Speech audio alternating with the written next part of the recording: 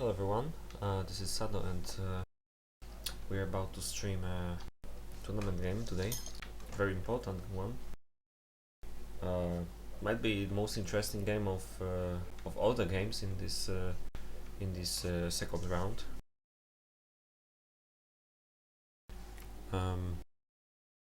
There's still some time before they start.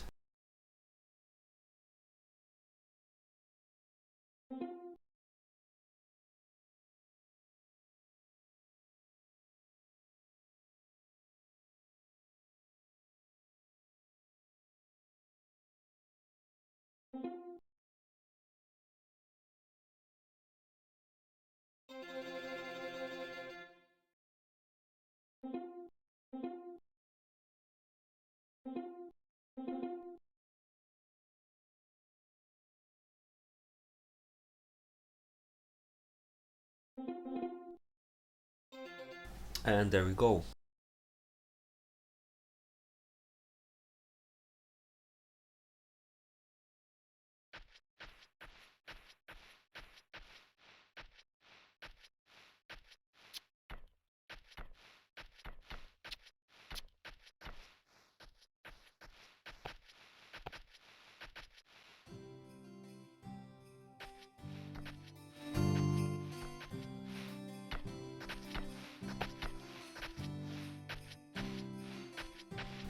I think the last time I was streaming, sounds were a bit too quiet.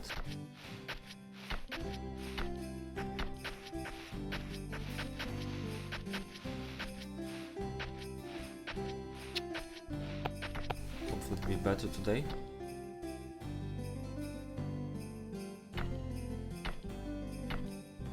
Anyway, just like I said, this is likely going to be the most interesting game of all in this round.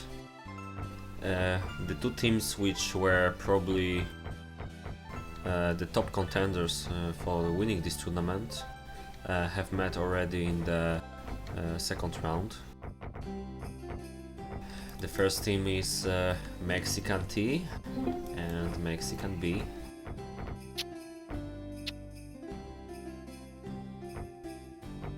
Playing on the left side, while the opposite team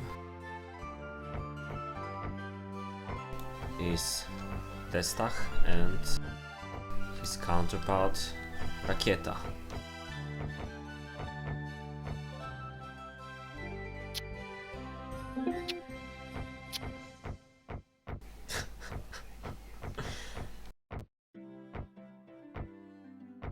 You can see some friendly banter in the chat, but never mind that. We're trying to keep this stream PG-18, right? PG. Okay, I always try to pronounce it like I'm Polish, which I am actually. But anyway, speaking of the nationalities, the top right team is let's call them top maybe. For the sake of simplicity, the top team is from Russia, while the bottom team players are from the Netherlands.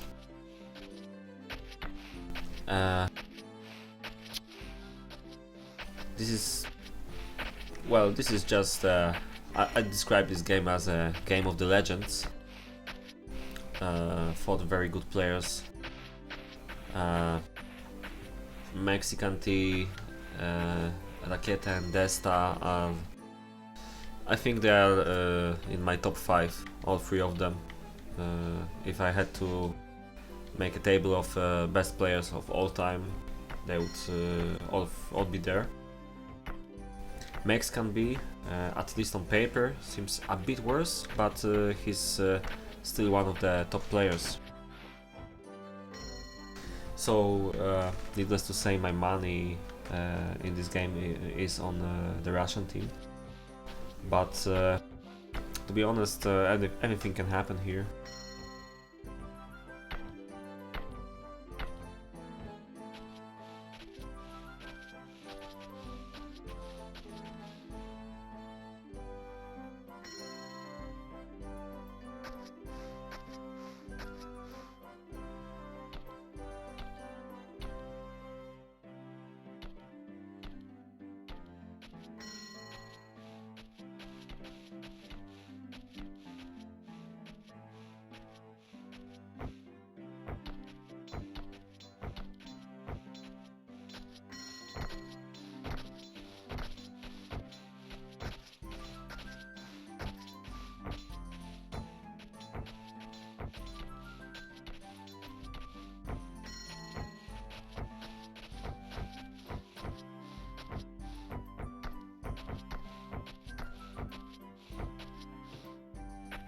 As you can see, so far there's not too much to be looking at.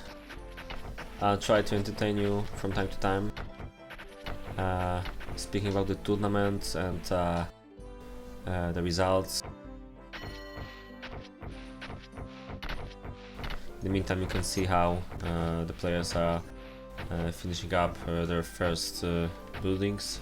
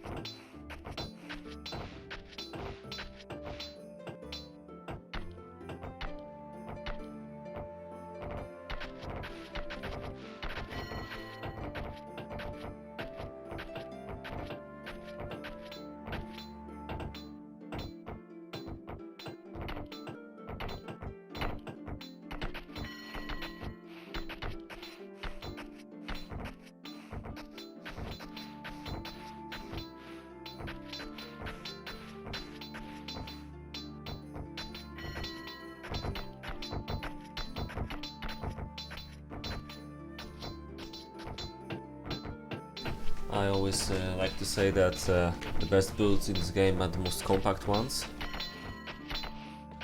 and you can already see the beauty of these bases. These are the best of the best players. They waste no space in their base.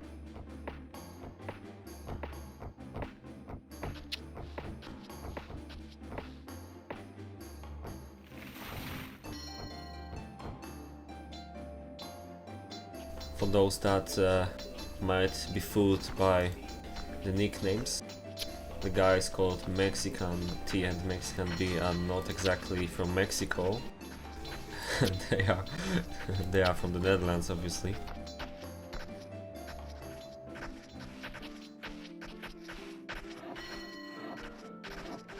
It will be really interesting to see the outcome of this game. Some of you might have watched the previous game of the Mexican team, which was played against Geronimo and Dima,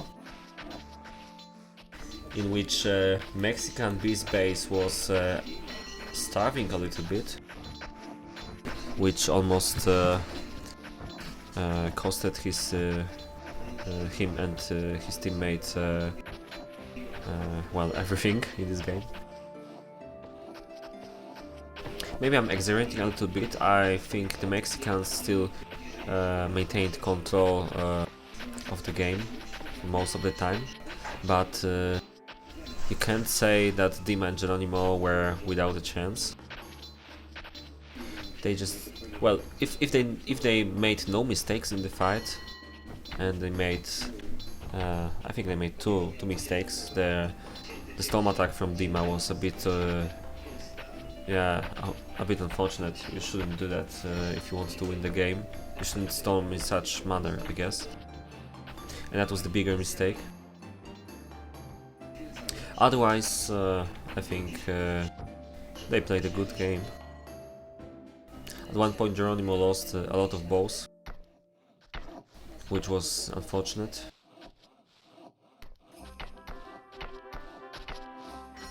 Nevertheless, they really surprised me, because I didn't think they would stand a chance against Mexican T and Mexican B.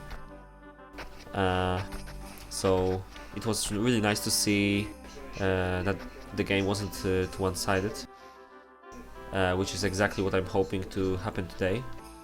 That is to see a not one-sided game again. I'm wondering if this is intentional.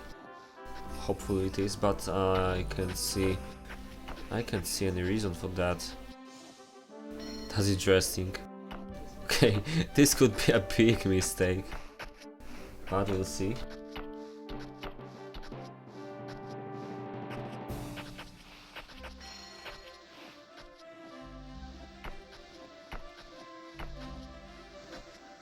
Let's take a look at Destah.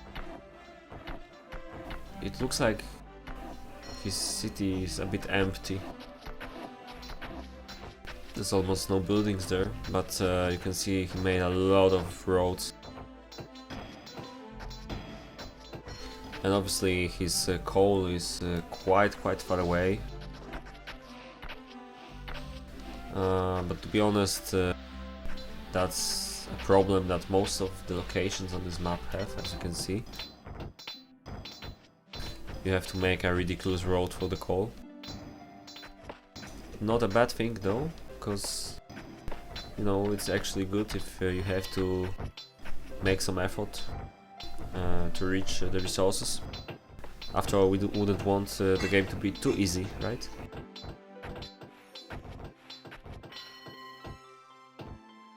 I'm just hoping that this time I won't miss any of the important fights. There's been some complaints after my previous stream again that I missed a couple of important things that happened.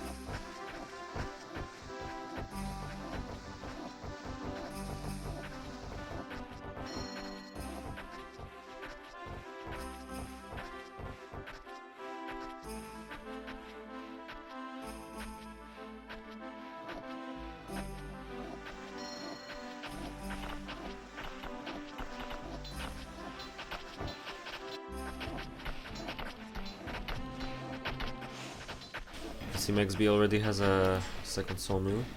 That's quite an unusual place to place it, but it makes sense when you see how he built his woodcutters, and there will be a road here as well. So I'm pretty sure there's gonna be some wooden weapon makers here, so they'll have close enough way both from this sawmill and the one on the bottom, and probably one of these will be a sawmill as well. What else is he gonna make? The woodcutters? Maybe, well, I don't know. It's probably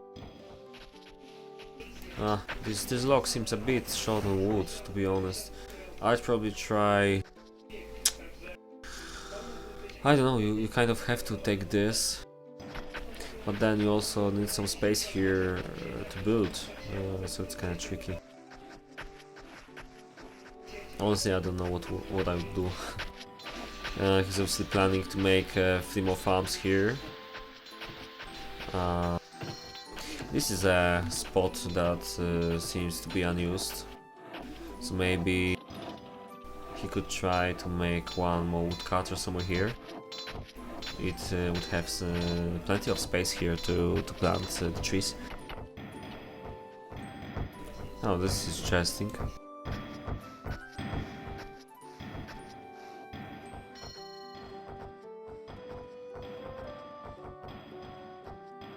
You can see it's quite a bit of a long road there without a shortcut, but it's not exactly needed yet. I really like how he planned out like half of his city already.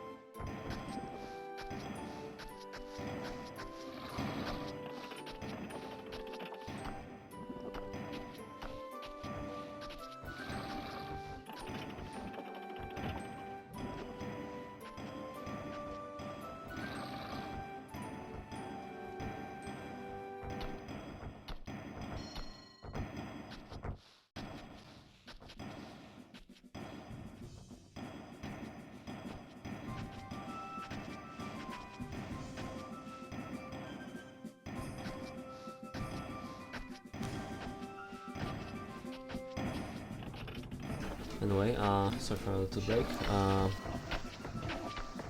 Let's keep moving. So 40 minutes to peacetime.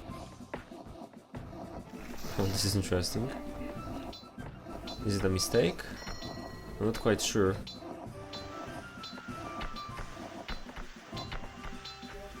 Okay.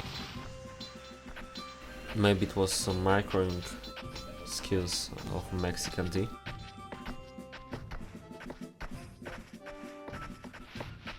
can see 2 farms already.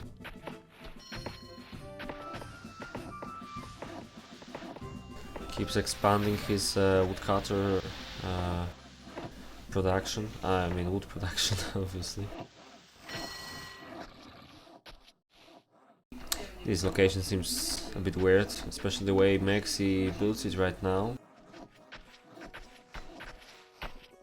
Still, there's plenty of space on the bottom, so he can choose to build the way he does right now, I guess. He'll make some spots for the iron production there, it seems.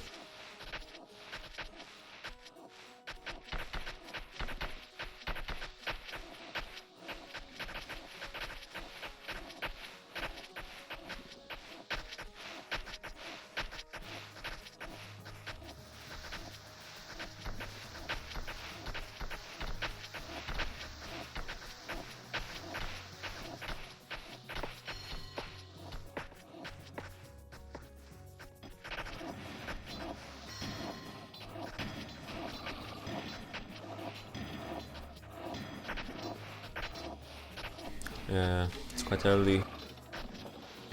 Still too early to say anything about the tactic they might be going for. With that being said, you can see Destah is making 2 more farms. What's the time? But I don't think he's planning to do more than 7, maybe. Not sure about 8. I'm counting on him making a smaller base, but we will see. There's plenty of space if he decides to make a few more farms. He preoccupied the space for hard to say what he plans to do, apart from the swine farms, of course, which were quite obvious. The iron smithy is up. He should have about, if anything, if everything goes well, I think he'll have about 35 iron at the rate he's going right now. Same about Raketa. Let's see the other guys. MexB's iron is slightly slower. He still didn't make his iron mine. Had quite a bit of a distance to go there though. To be honest, the Russians, well, especially Raketa, had quite some distance as well. You can see how clever is the way he builds. He made some farms here, so he can go here. Oh, maybe this building was first, I'm not quite sure, because these farms seem to... yeah, I think the iron mine was built before the farms, because you can see there's barely anything done on the fields. It's not too important though. The base already looks quite compact. I said it numerous times on the previous stream, but I just love how cities like this look really pretty, and well, seeing how it's it's Raketa, I'm pretty sure the city will also work correctly. You can see the ideal placement of woodcutters on the far left of the base and on the north as well, while the core of the city is more somewhere here. He'll Probably have to make a few more buildings there as well. But it's still a really nicely separated city. There's no overlapping between the paths like farm or woodcutters, which need a lot of space to be wasted.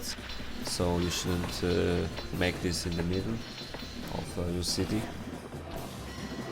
But as you can see, it's quite standard to build like this for good players. Sometimes it depends on the location though. You can see Destah's build. Of course it looks correct, but he has to build in a weird way. This woodcutter here. It's necessary, but it looks a bit funny, I know. Okay, needed to go here for the wood, as these two spider leg like roads which go to nowhere, but there's no other way to do this. If you have a mountain, you have to build around it. It's never nice to be in this situation, but there's not much you can do, just the location that you have to play.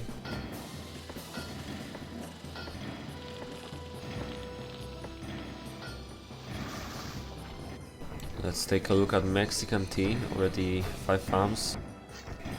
Most of them have, yeah, 4 of them should be cutting. But his iron is quite late, I'd say. Seems like, well, obviously he has an advantage, not too big one though, when it comes to the farms. His base also seems, I don't know, just looks better, you know. We'll see if the Russians and their decision to make the iron a bit earlier will be a good one. Mexican B has 4 farms only.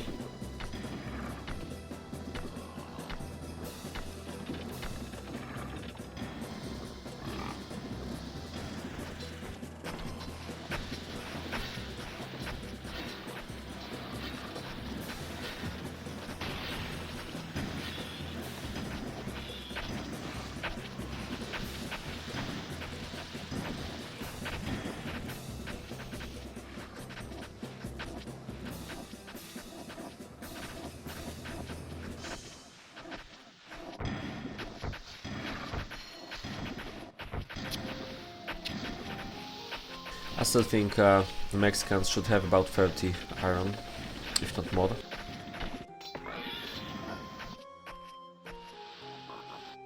You can see MexT is making well, basically all the iron mines at once.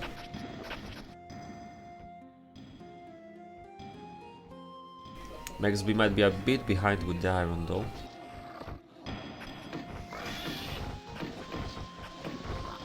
Shouldn't be too far with the farms.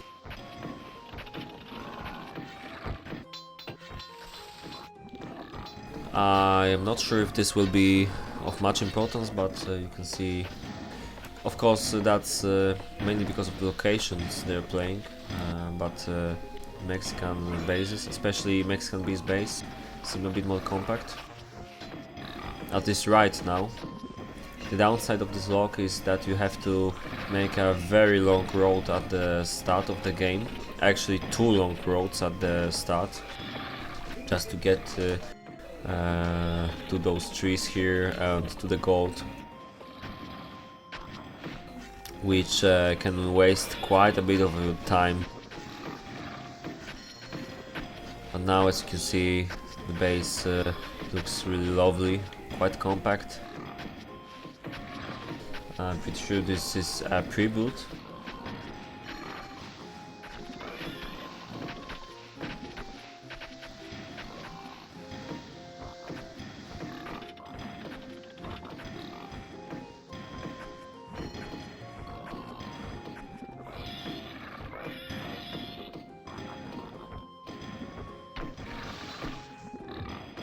might be wrong, however.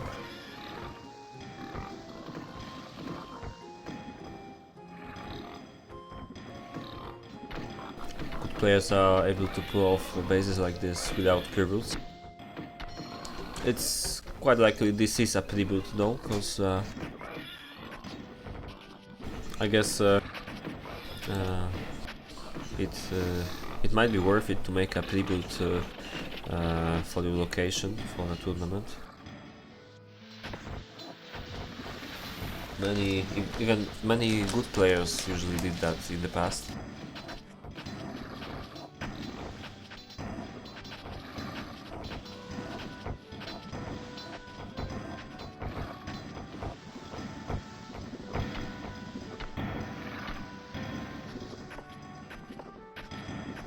A little gold problem here.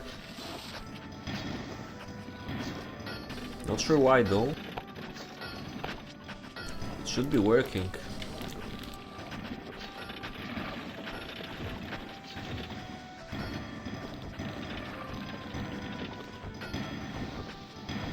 Seven farms? Come on here. Whoa. MexT seems really ambitious. If he really wants to pull off 9 farms before peacetime, would be quite interesting. I'm not sure what to expect though, maybe these two will be made a bit later.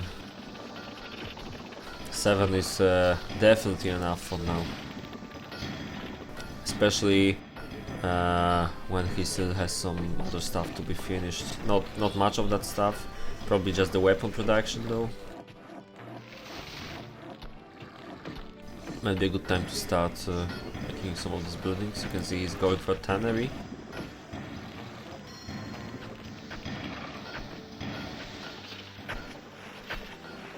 Whoa, one more farm here. Interesting. But you know, whatever gives you an advantage, you should just do it. Stables were just put, if I'm correct.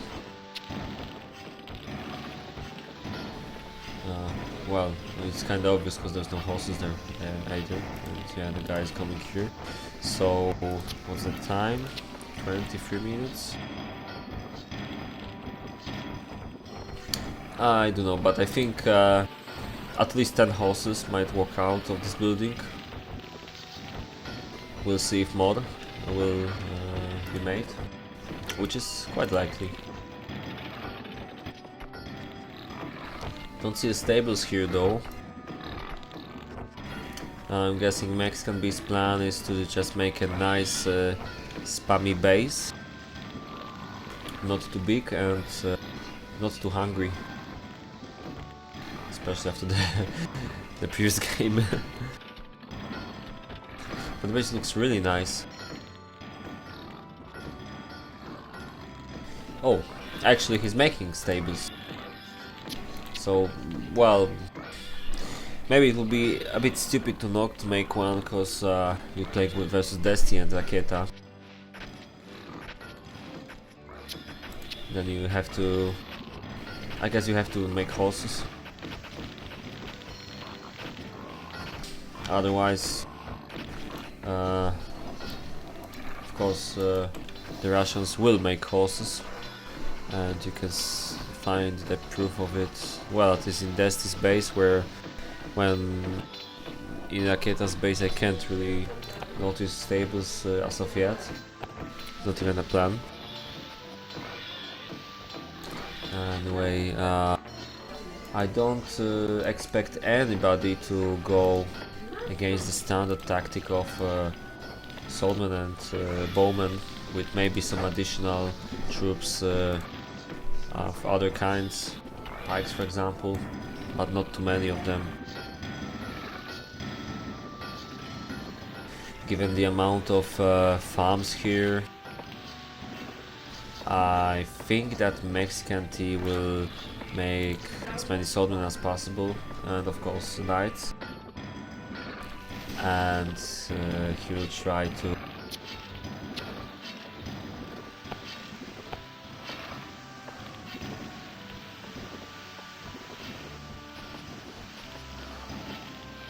We'll try to make some nice mini slash bow spam with leather as well.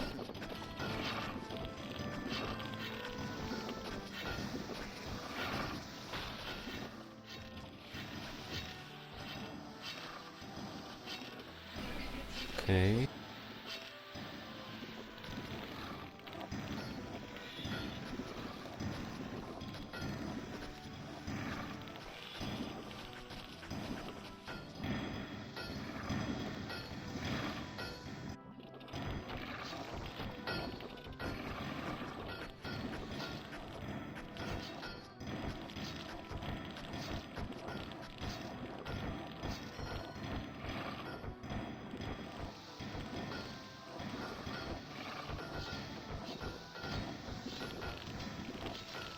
Looking at Destah's base.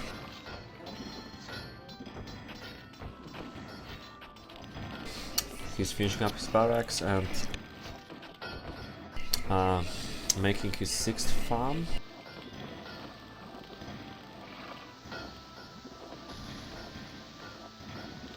And the 7th one soon.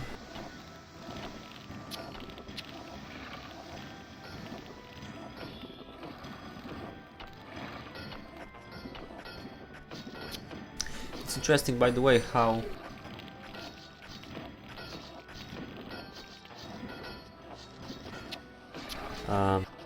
40 minutes into in the game passed, while in real time there's only 15.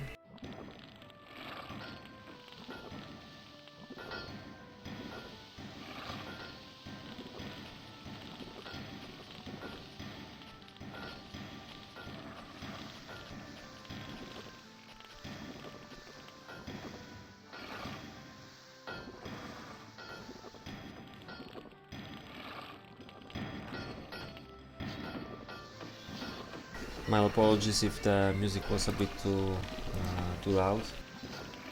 Maybe I just disabled it completely and put the SFX down a little bit.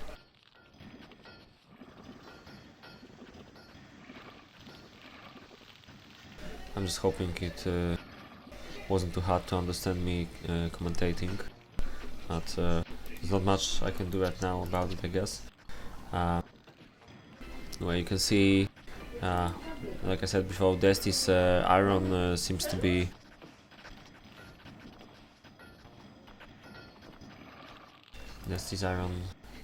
coming up nicely. Should be plenty of it on Peacetime.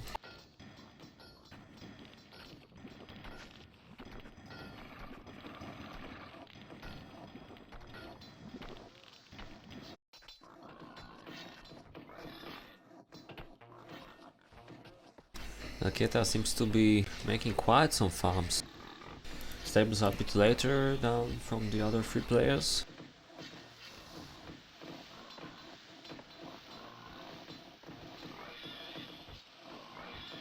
I'm curious how it compares to MexT right now. It's quite similar when it comes to farms.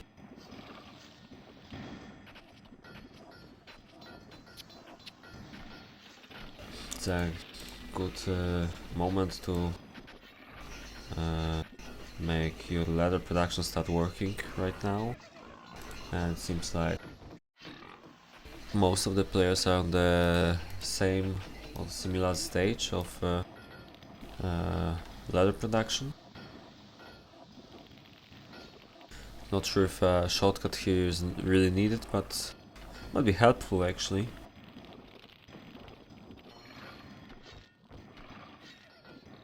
There's quite a lot of farms in this game. Seems like Destah has a similar amount to MexB, but Destah's iron should be far better. At least on paper. Yeah, it's slightly better. Of course, the biggest problem here is that there's no swords, which means yeah, Destah's iron is quite better indeed. But MexT is not. He just started making the swords. Same with leather production. Yeah, at least with regarding iron production, the Russians are on. They're having an advantage here. It's hard for me to guess about the leather though. I think the curve of the ladder, of how it will work, is a bit more like upwards. If anybody even understands what I mean. Well, basically, what I mean is that I think Raketa might need a bit more time to produce enough leather to catch up with other players. Not sure why though. Probably put a bit more effort on iron and the farms themselves. Like going for quantity instead of having them early enough. I think his farms were a bit later than from the other players, but I am unsure right now.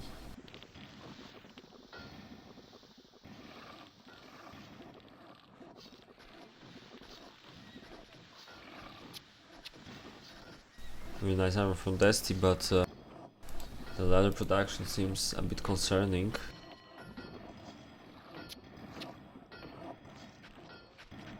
There's still plenty of time though.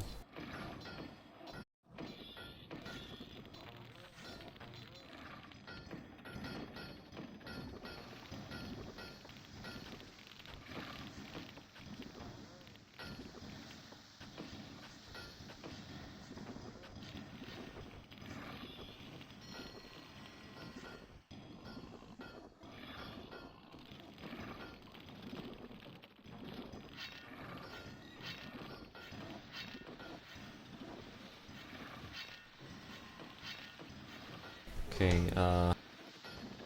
there was a question about double roads in the chat. By the way, to everyone who's new here, this stream is having a 15 minutes delay. This is an intentional delay, of course. This is to minimize the possibility of the players cheating, because if someone would watch the stream, some of these players would watch the stream, they would know what's in the barracks, for example. It wouldn't be nice. But with 15 minutes delay,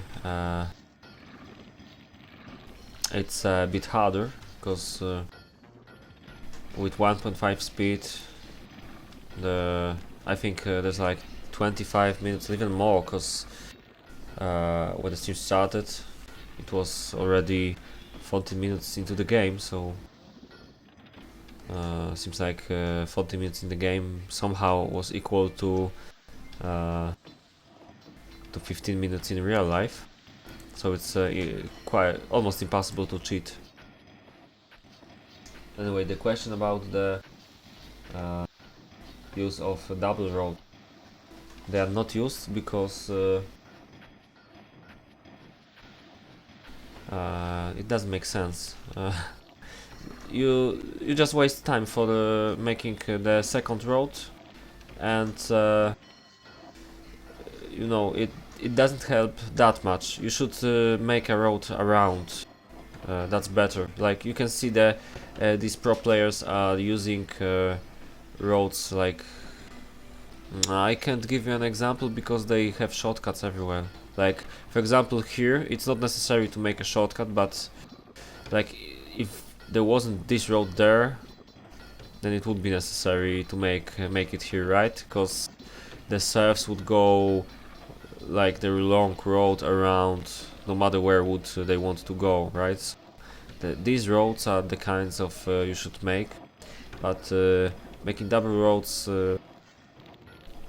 doesn't help because you just waste space. Like imagine you have double roads everywhere, or even in the main areas, like here, double road for example. You just waste one more tile of space here, so you will have a bit less buildings. Of course, you can say, but it's only one tile of road, so it's not too much. Well, okay, but just look at this base. He's using the entirety of the space here, right? So he really needs that space. He needs as much as possible, and if he keeps making double roads, then he wastes time for making these roads, which is especially very early on. The time which you make buildings in is very important. So I guess that's the reason. So nobody on the pro level uses double roads.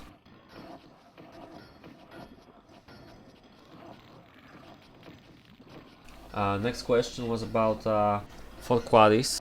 Fort quarries, or also called stonemasons, the buildings which dig out the stone. You need at least 4. 5 is even better. Well, this one, okay, it's still working, I guess.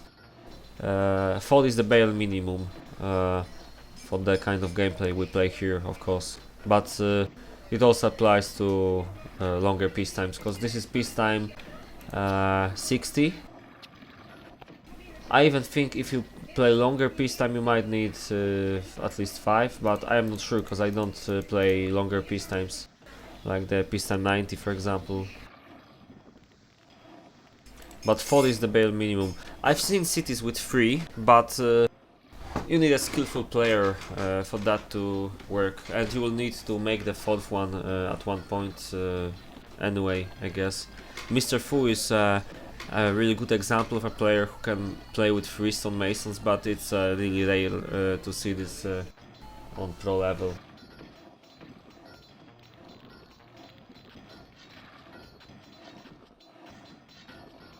Okay,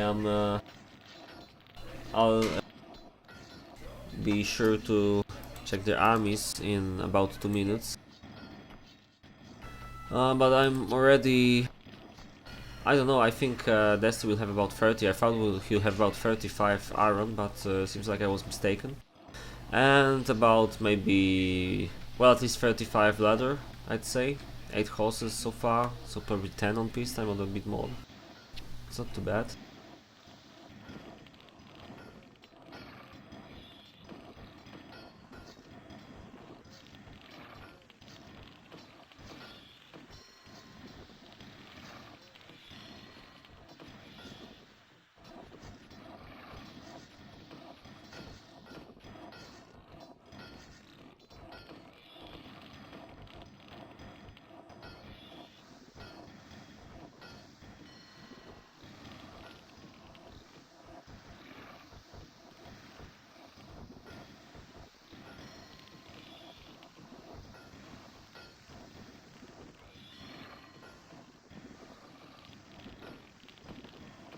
Okay, I think I should show you the city and army of Raketa now. About 40 leather. Pretty nice, I'd say. 25 iron so far. There's still 3 minutes. Mexican tea. 11 horses. Seems quite similar to what the Russians have. A bit less leather though. But you can see he's aiming for, well, he has 10 farms, almost 11 now, so it's really nice. He's aiming for a bigger base, which might be tactically good decision. And Mexican be not too bad. You know, it seems like... oh, let me see this. Yeah, Raketa's army is almost the same as Mexican B. The same amount of everything. You can similarly compare MexT to Destah, I think. Yeah, just the same thing. Maybe I shouldn't be surprised.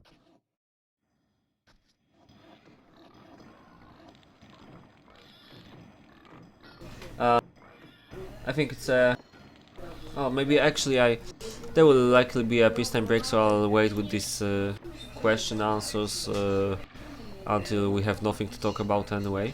But so far it seems like, or maybe just in the last 1 minute, I'll show you a big picture of every base, starting with Mexican B. It still seems quite compact, and just like I said, the golden rule of leaving the woodcutters on the borders, and same with the farms. This is really nice. Yeah, should be working nicely, just like every other base here, I guess. See no major problems so far. Okay, Mexican T, 35 ladder.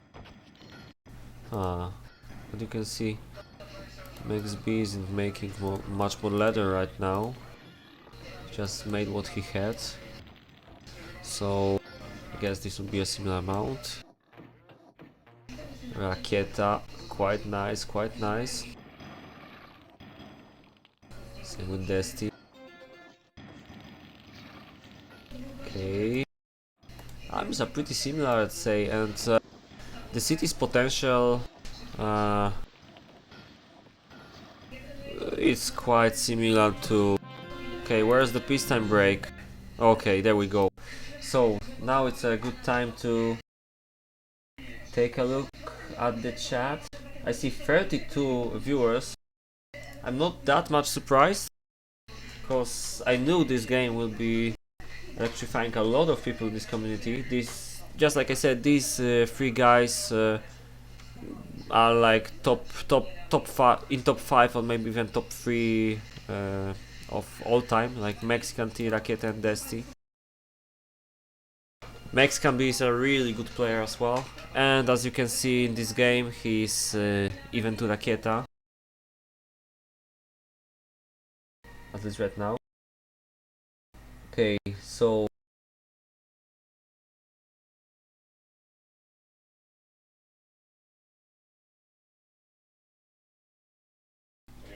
question from Joman Cool, who is the admin on Discord. You can see the Discord link and the TeamSpeak link on the bottom, by the way, if you want to join our communities. If you want to meet the best of the best players, then TeamSpeak is a better place for that. If you want to find some people to chat with, Discord seems to be better, especially if you play single player. There's quite a lot of single player guys there, including the guys who are making some new cooperation maps and dealing with the campaign changes and fixes, Vatrix and Strangelove.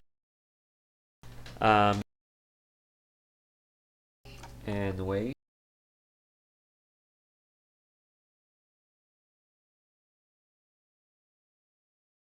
just give me a second.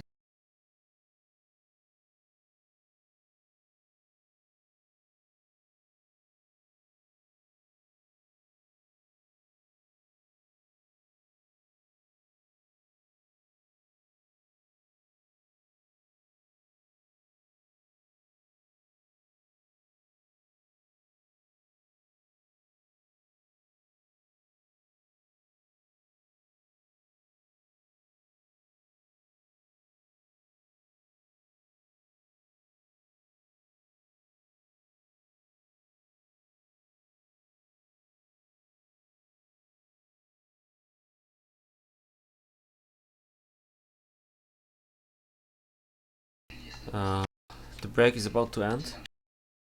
But anyway, the question from Joe Mancool was who organizes these tournaments. This tournament is being organized by Mandos and some help from Baratheon as well. They're both from TeamSpeak. The tournament is being organized on the forums mainly. After this game, I will make the stream a little longer, and I will show you the current games, the results we have so far. This is the first game from the new round though, so there's no results from the second round yet, but at least I can show you what happened in the first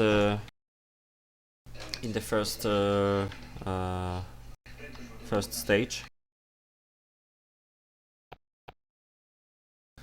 Okay, I think it's a good time to change the color to mod pink. The pink is occupied though, which is a bummer. Maybe I'll pick something else instead. Okay, the color of long lost legend in this game. Maybe he's watching this game, there's a possibility. So shout out to Romek.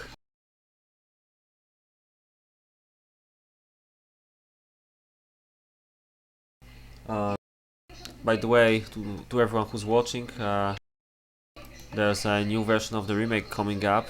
It's coming up slowly.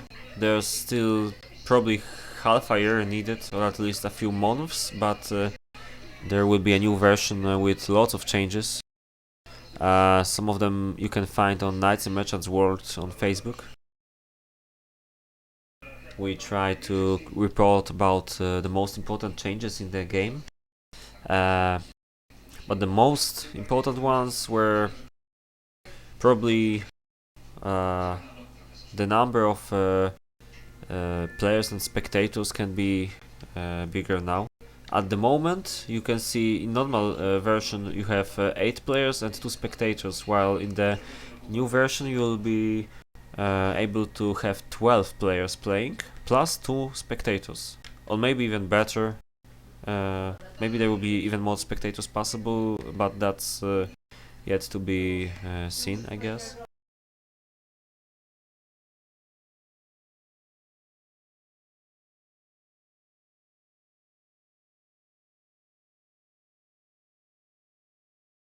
About Discord, I really like Discord, and it works in a bit different way to TeamSpeak. TeamSpeak still seems slightly better when it comes to talking with lots of people, but Discord is almost the same, it's not a big difference.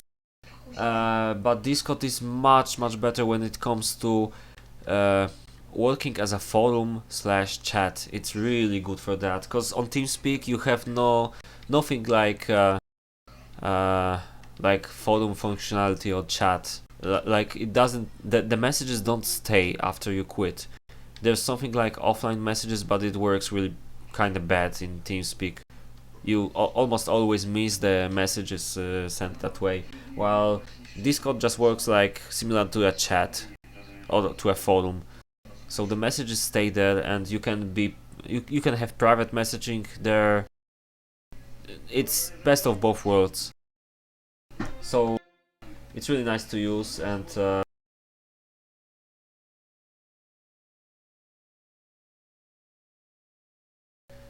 I guess it's a good time to focus on the game again, because the peacetime is over, and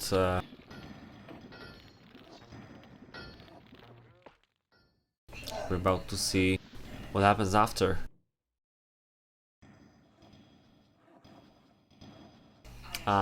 Okay, there's a question to show the iron smithies. Let me say that again, that I see the questions about 15 minutes after they were written, because there's a delay. This stream is intentionally delayed, so what's happening right now you will see in 15 minutes.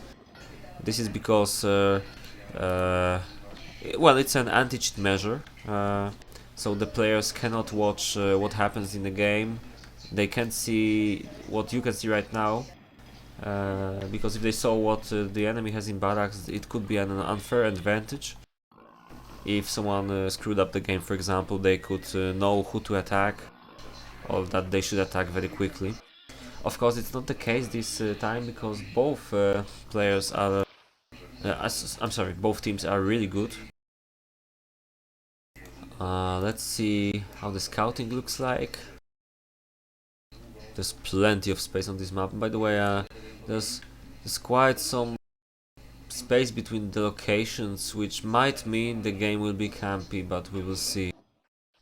One nice thing though is that it's possible to separate the locations.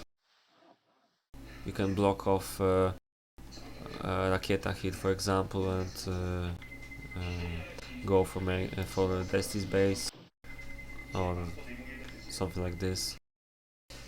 Still, it seems to me like the game might be slightly campy because there's quite some distance between the locations, and it might be a bit Chris Ravine style at sometimes.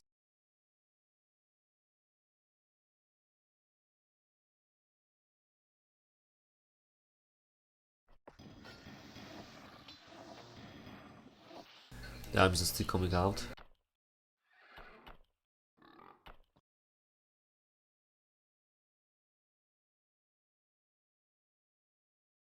Trying to find any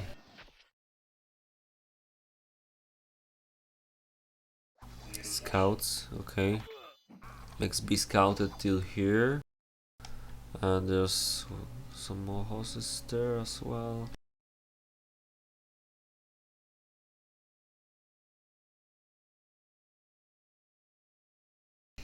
The most important area is here, and MexT doesn't see anything here. It's a bummer. He can still try to scout in a while.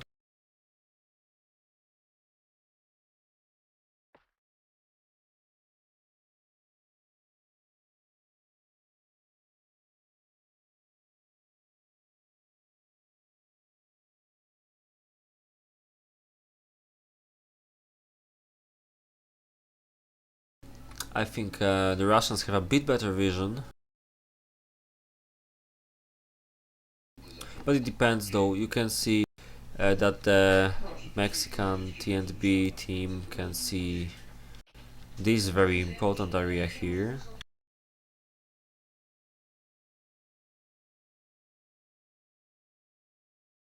So maybe there shouldn't be a difference.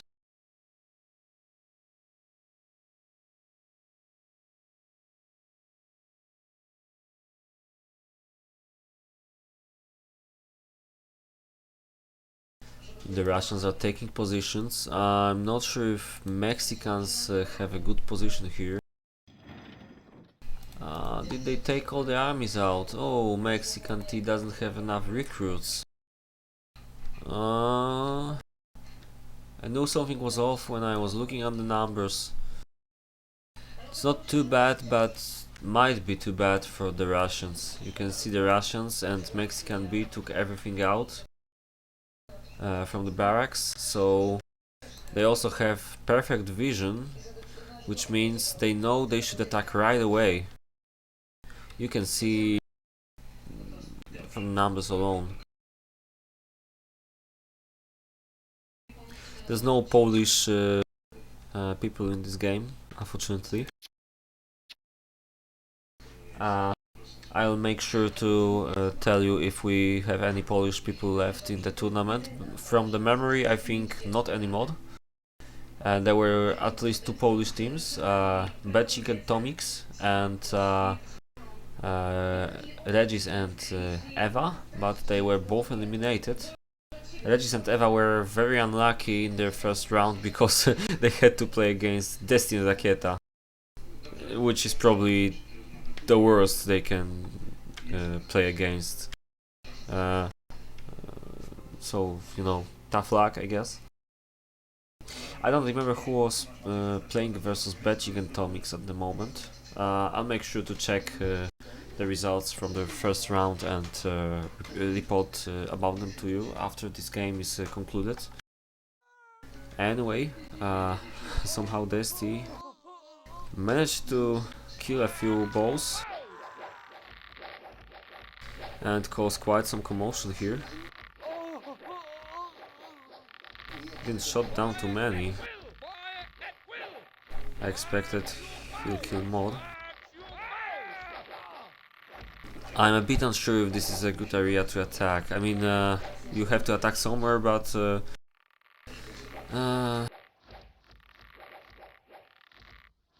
they might try to wait instead, which might not be the best idea. I don't know. Of course they don't know this, but MexT still needs a bit more time. How many? He has 3 gold smelters, so he should catch up in no time with the recruits. Actually, we historically had really good players in our country, but it just happened that none of them is in this tournament. The tournament is played only in the weekends, at least theoretically. So this game is played at Wednesday, but it should be played at the weekend. But it's still nice, because if it was played at the weekend, there's a possibility I wouldn't be able to stream this. So it's actually better that it's played today. Some of the best Polish players include Romek, Kocis. You probably know Kocis because he made Chris Revin and a few other maps, Golden Cliffs and Shadow Deal. I don't know who else do we have here right now. From the active guys, we have Brovar.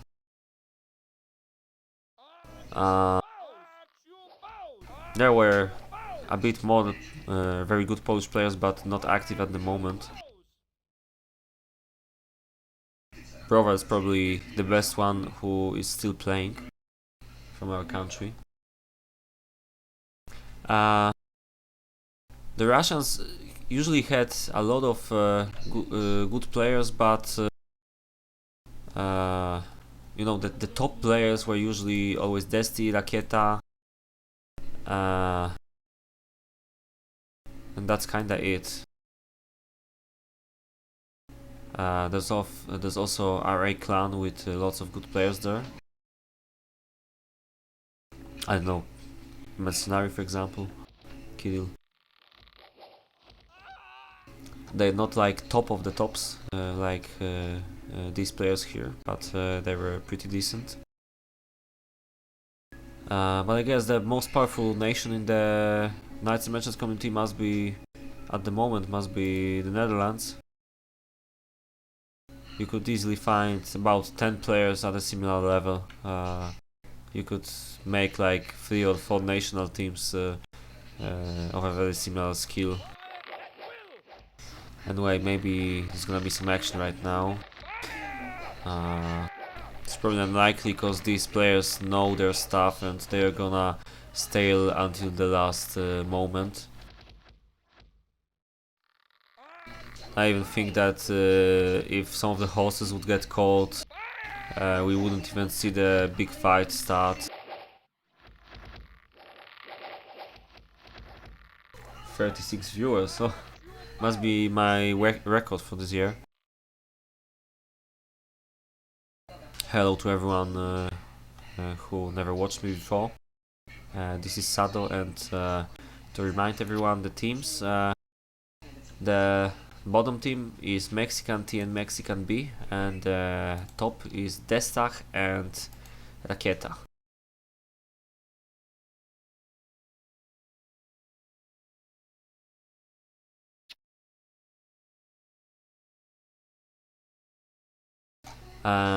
You should also keep in mind that this stream is delayed. Like I said numerous times, I'm just reminding to those who might be new here. So it's delayed because we don't want anyone to be tempted to cheat. Okay, I'll risk a little look at the bases. Mexican T still needs quite some recruits. I think I'll just take a look at the stats to see how big the bases are. Seems like Mexico has 11 farms, 9 farms here, so quite similar bases, but a bit bigger on the bottom.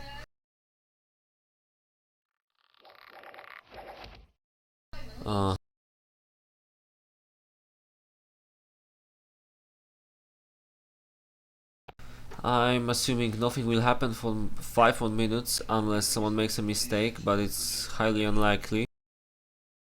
And at that moment the troops will start getting hungry, which will be a good moment to attack. But you can see the armies are huge already and the space on this map is really low.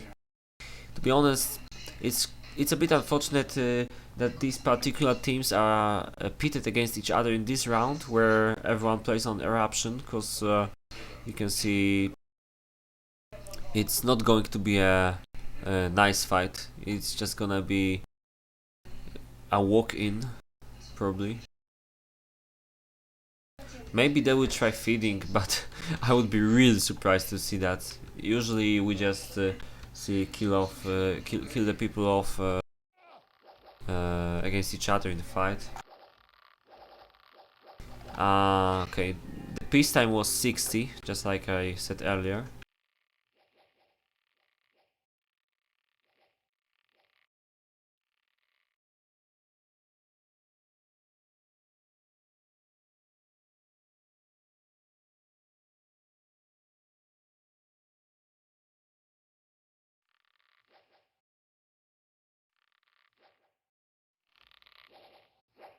Quite a lot of army here.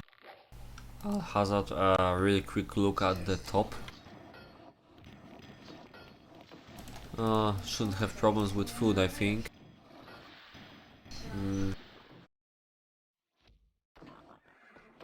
Raketa's bait. 2 inns. 2 butchers. Plenty of stuff, yeah. Really nice bases. Might be a really long game. Wonder what happens in the first big fight. I'm afraid actually that the first fight might be the last one as well.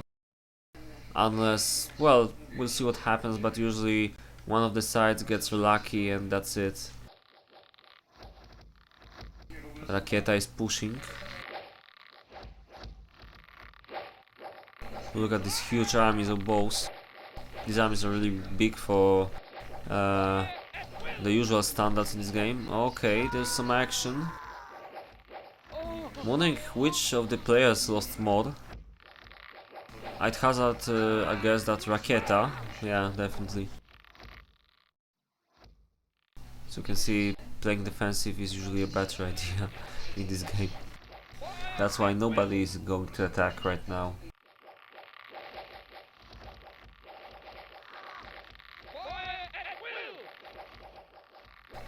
While we're still looking at these troops doing almost nothing before everyone gets hungry, I'd like to remind you to join TeamSpeak and Discord. You can see the addresses on the bottom.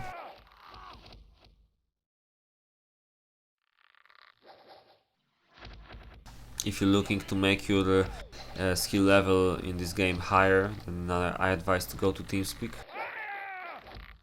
If you're looking for some people to chat, kind of like a forum, kind of like a chat, then I advise to go to Discord. These are our 2 big communities of active players. TeamSpeak is more multiplayer oriented, while on Discord there's probably a bit more single player guys.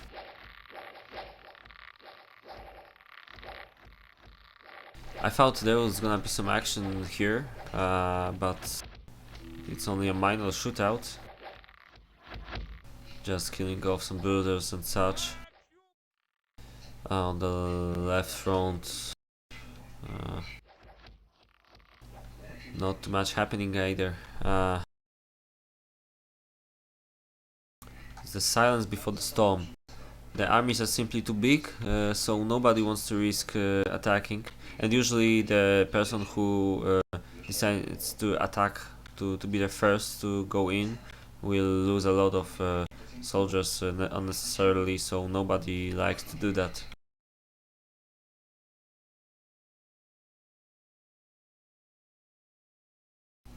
We're already 14 minutes into the game after peacetime, so 1 hour 14 overall.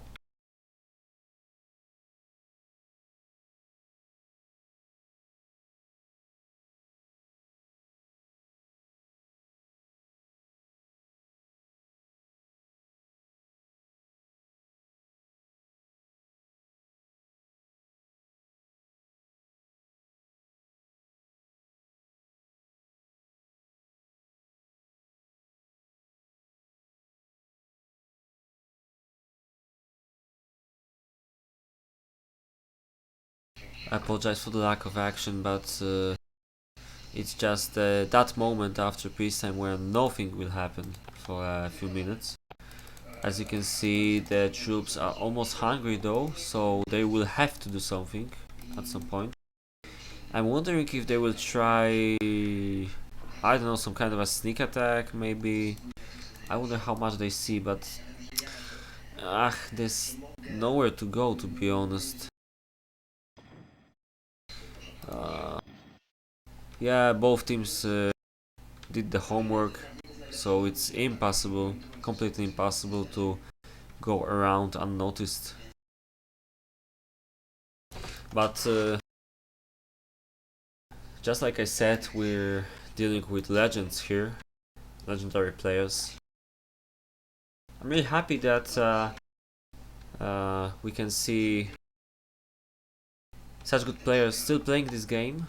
Some of the best players playing Knights and Merchants Remake are not playing this game anymore, at least for now. So it's nice to still see the Russian crew and the Dutch people as well. The Dutch are really strong these days, especially.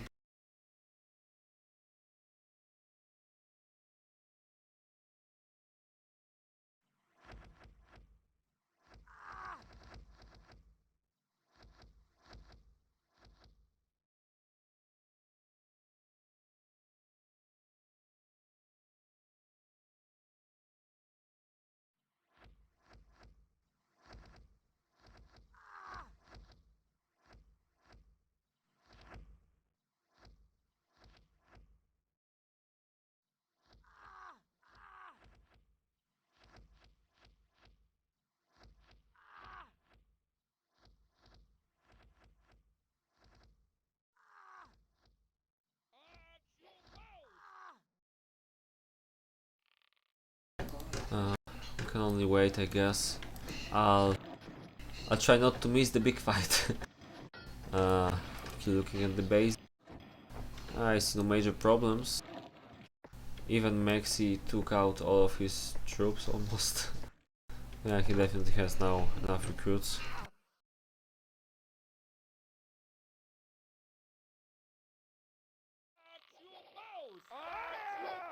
I wonder how the condition of these troops is.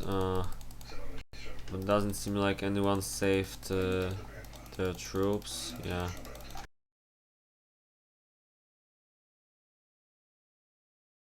It's just this game is just so balanced that nothing is happening. Because both teams know that they have no chance to win if they attack first. So it's highly likely that they will simply wait until they start dying out of starvation. Maybe then they will do something.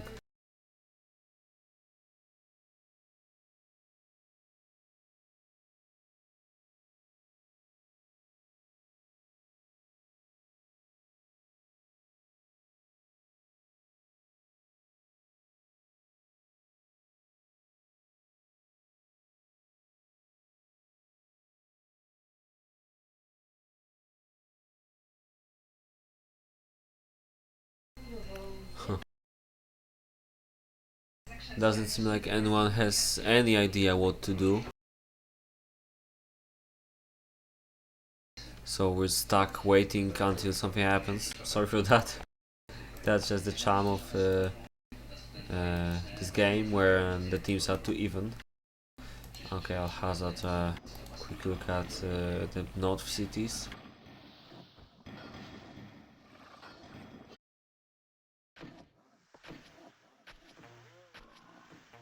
You can see quite a big bases in this game. This is unusual, I think, but these players knew that they will most likely need good bases, which will be able to make as many soldiers as possible after peacetime. Looking through the number of farms, you can see the Mexicans have 3 farms more overall than their uh, north counterparts. I'm lacking time to try to see more in these cities. he probably needs... Okay, no, it's fine. So it's impossible that they will die of starvation or anything like that will happen. I'm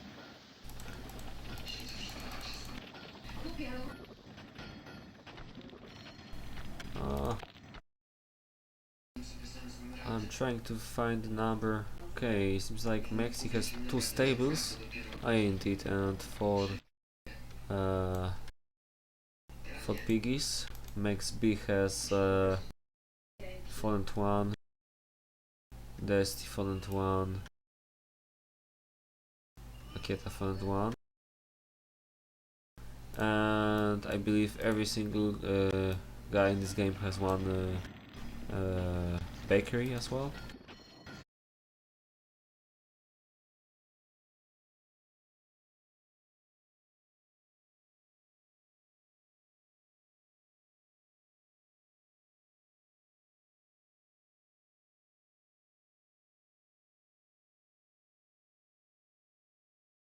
There's some movement.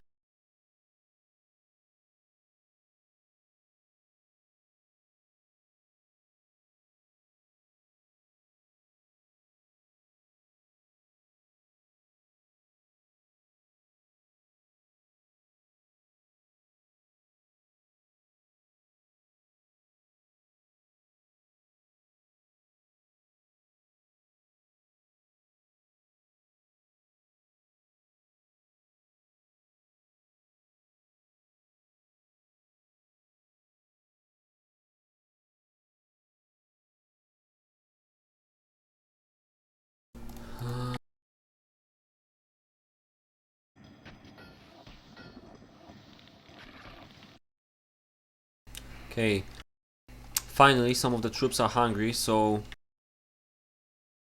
yeah, you can see a lot of melee here. Raketa doesn't want this to be wasted.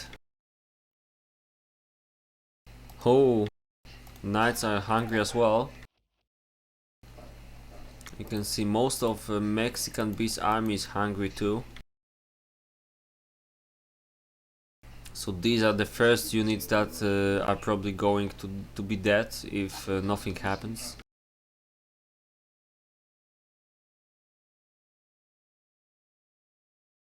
We'll see how the players respond, but somehow I think that well, they'll probably wait as much as they can. I'm pretty sure MexT will try to feed the horses. I don't know, maybe not. Is he trying? Yeah, he's trying. He's just trying to feed as much as possible.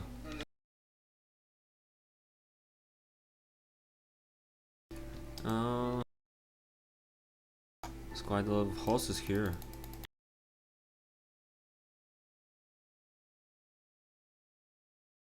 I guess MexB should divide these and feed it as well, if he can. Oh, look at that, Destah's... Okay, he's feeding horses too.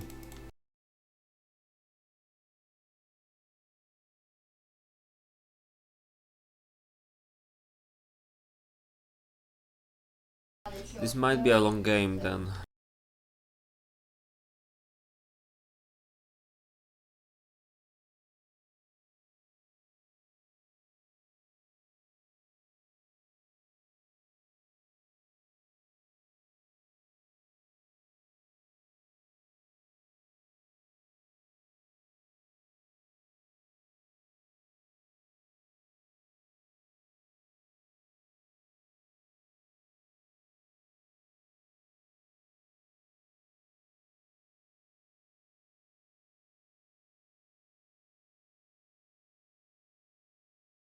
Look at that, so many hungry troops. We're still waiting for some action, which should be any minute, because the soldiers are almost dying. So they have to do something right now. It's now or never. You can see Max is trying to feed his horses. Same here. I didn't expect this to happen, to be honest. Okay, now Destah is trying to feed his sword fighters. Okay. This is really something I don't see a lot in the TeamSpeak games. To be so protective of your troops. This must be first time I see someone actually feeding his troops since a few years.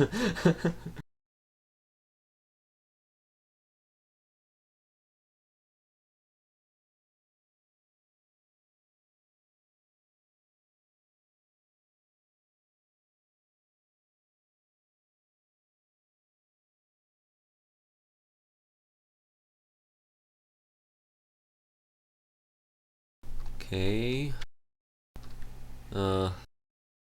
I'm pretty sure the bowman will be killed. They simply don't have enough food. They're trying to trade. Interesting. This might mean that their cities will start dying though, if they try to feed too much. But I'm pretty sure they'll sacrifice a lot of shooters. Okay, this is this is ridiculous. Okay, this needs to be disposed of, I guess. He could try to divide this swordman though, cause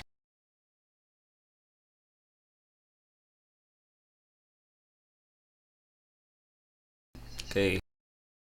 So who's going to be the first to attack? Probably MexT, cause you can see their bowmen are in general they have less HP.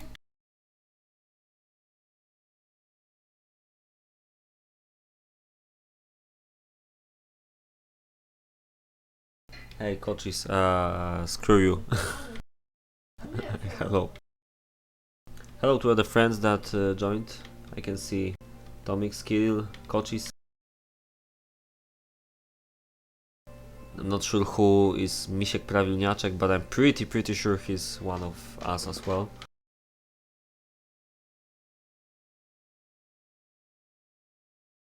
Okay, maybe now finally some fight.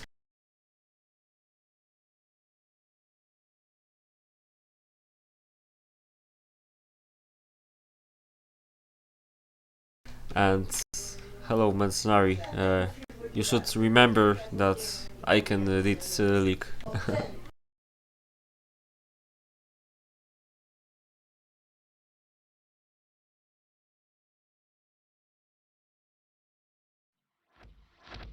There we go, finally.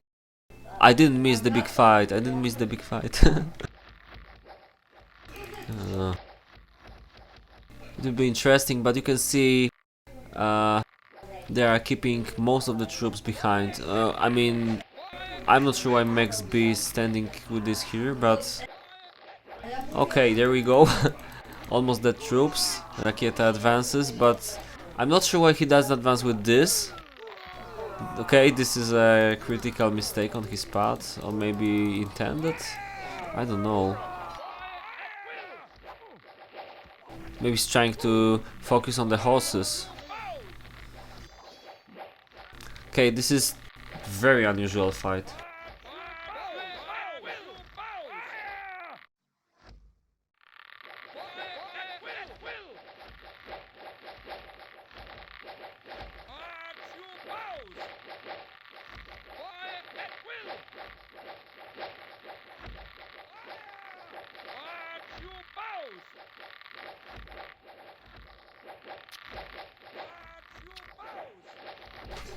This is interesting. I've never seen a fight like this in this game.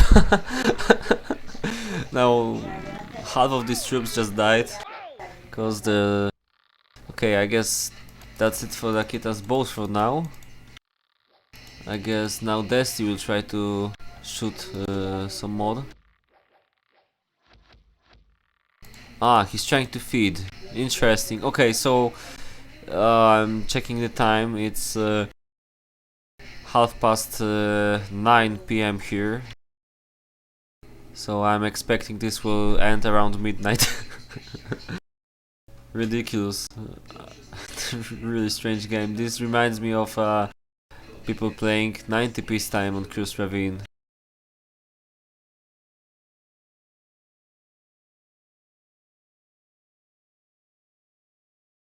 This is ridiculous.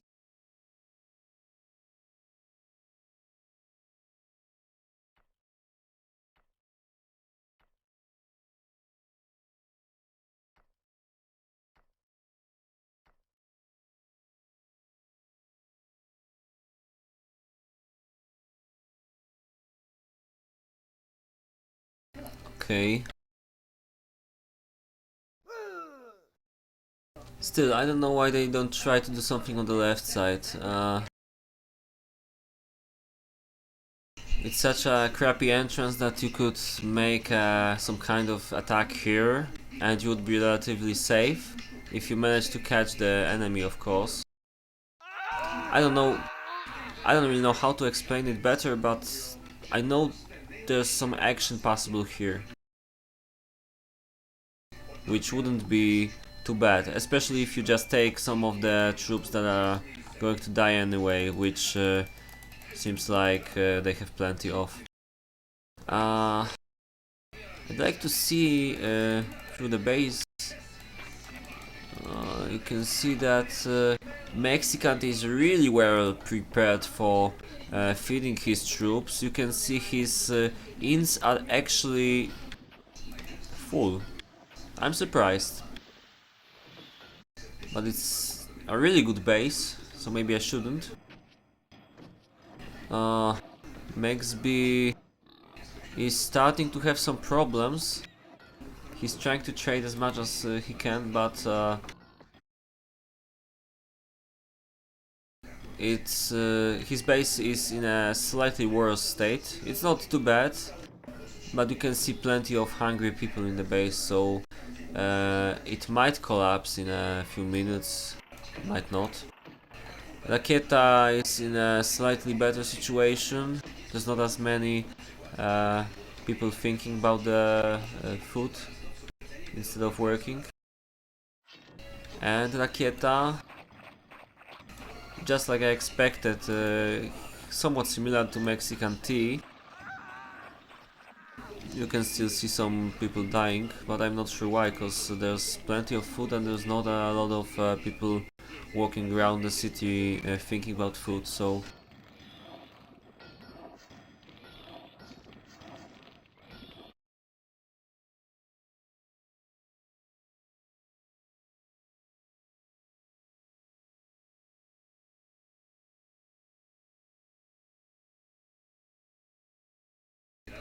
Thunder, I just like to say that I have absolutely no idea about preparing snails and I will not be able to help you, but you are correct along with coaches saying that popcorn is really needed here, because without popcorn it might be hard to stare at this map,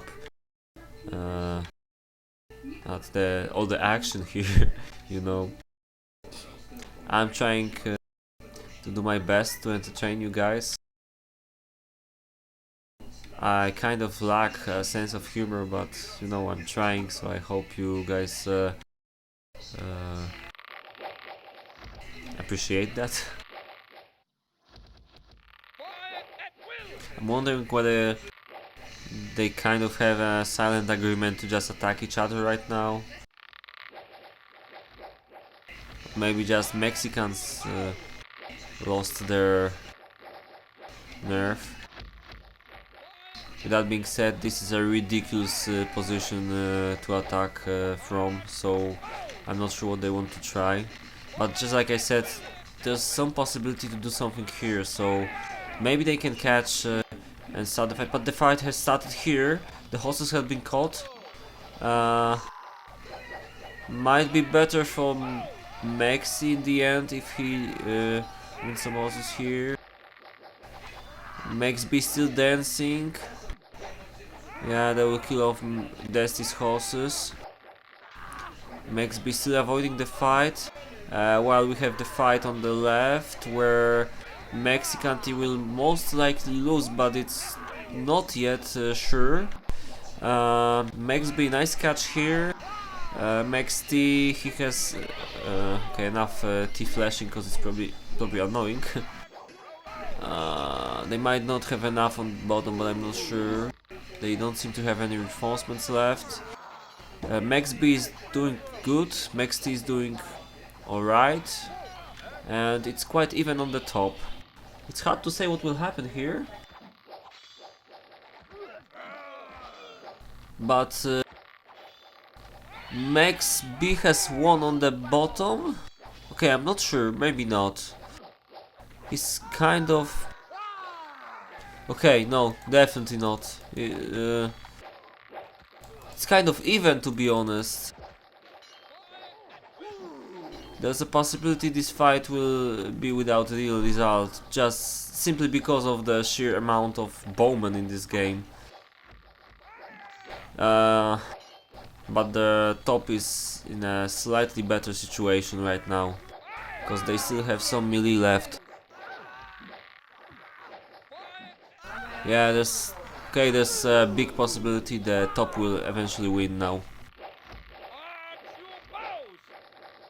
No, actually this is MexB's. Oh, sorry. Okay, so the top front has stopped the fight, while the bottom is bows only almost. There's more bows here, but there's a big chance these armies will be reduced to 0 soon. This will not survive. Maybe you kill one or two bows, but not more. Okay, this is tricky. Now, all depends on what the teams will do, but you can see this is a pathetic situation where neither of the teams can do anything, to be honest. I think the left or the bottom team, if you will, has slightly better opportunity right now. And truth be told, if they want to attack, they should do it now. There's one more thing though. Mexican team seems to be needing a bit more food if he wants to have a chance in this game, simply because half of his army is hungry right now, which is an interesting development. Can his base sustain feeding them again? Because right now he's simply unlucky. A bit afraid. He has a huge base, but I'm not sure if he can pull off feeding this army right now.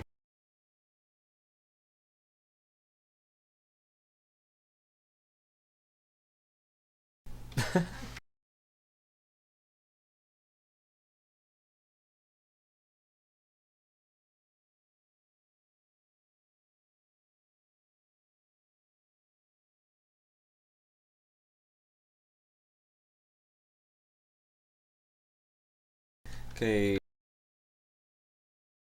I'm just hoping that these armies will be reduced to 0 soon, because otherwise we're in for about 40 more 40 more minutes camping. I wonder how many minutes can you survive with me here. So far I can still see 35 viewers. Okay, the Russians have spoken. Seems like they want to attack. Might be a good decision. They have plenty of army. Would be safer to just wait, but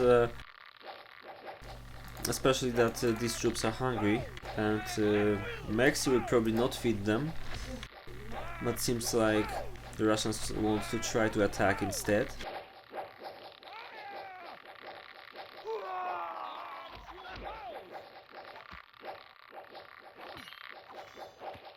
And there we go.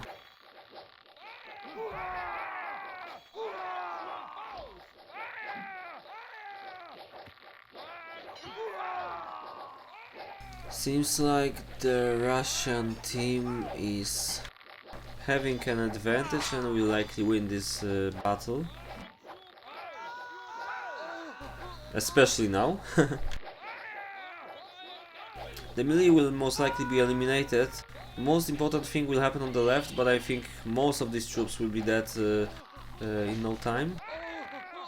But yeah, if Raketa now advances... Ah, okay, they decide to go here instead, which might be a good decision. But it's too disorganized, and I'm afraid the Russians just killed their entire army unless the reinforcements arrive. Thankfully they do.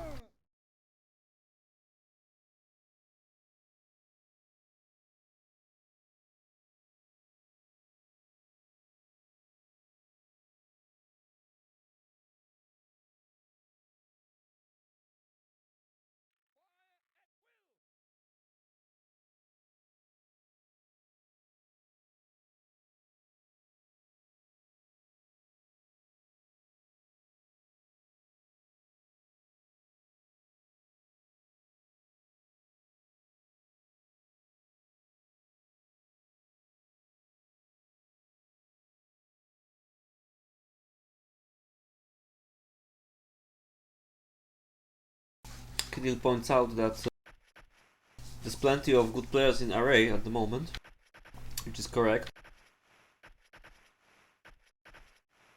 I value Holojets the most, I guess.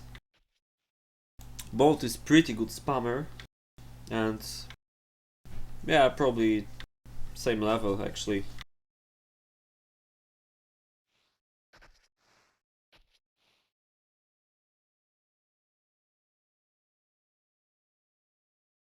These times there's for sure a lot of spammers.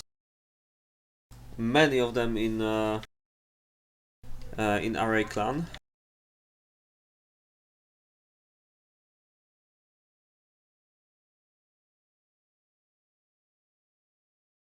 Well, even Dima last game you could see that he had pretty nice army on par with MexT.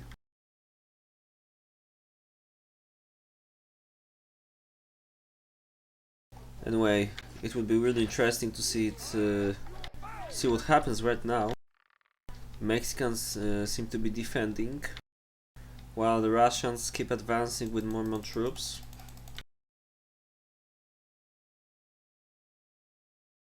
This is a really slow but still very interesting game. It's different from what happens usually. I've never seen something like this before, like people feeding almost entire armies. This rarely happens in TeamSpeak games.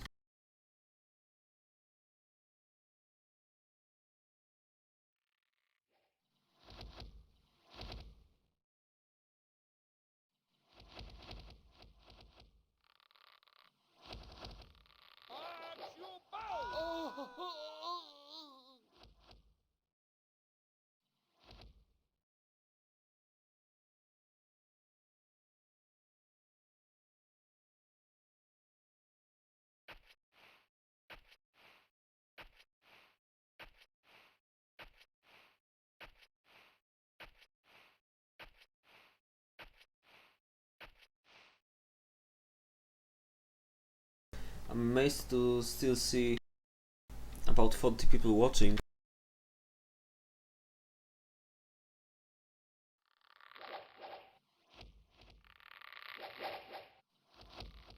I'm wondering how MexT's base is doing regarding food. You can see it's quite massive.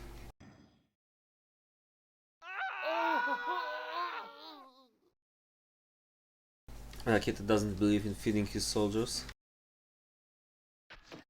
In the meantime, MexT can be... Well, you can see he managed to easily fix his base, even if he had some problems after feeding. Wondering if Raketa has a similar situation, but I can't look right now, because I'm afraid something might happen. Are they scouting? Oops. They see quite a bit. It's interesting, they managed to send a scout here. I never knew there's an entrance there, but you can see there must be one. Anyway, it's another pathetic situation where neither of the teams will be likely to do anything. But if I were the top team, then I'd probably try to get some bowmen on this front as well.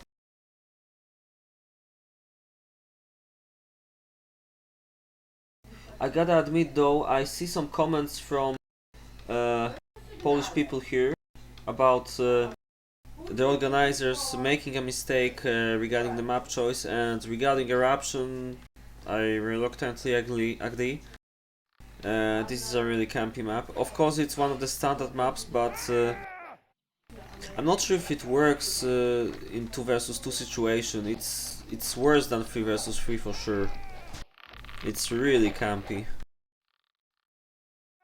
Maybe I'm just exaggerating, because you know it's a special situation, because all these players are quite quite powerful. They have huge armies, and they don't want to waste them.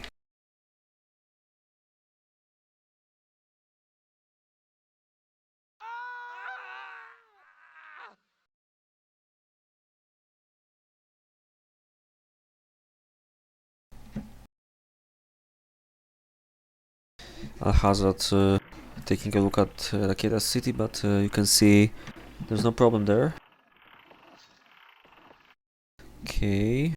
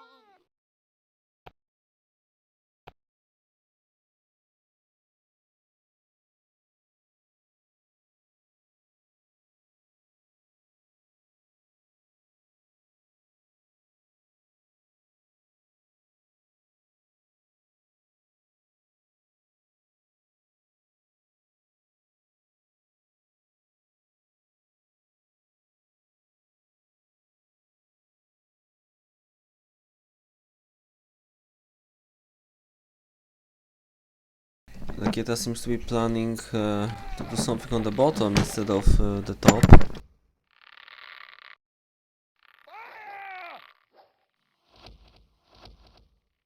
We'll see whether it's a good or bad idea.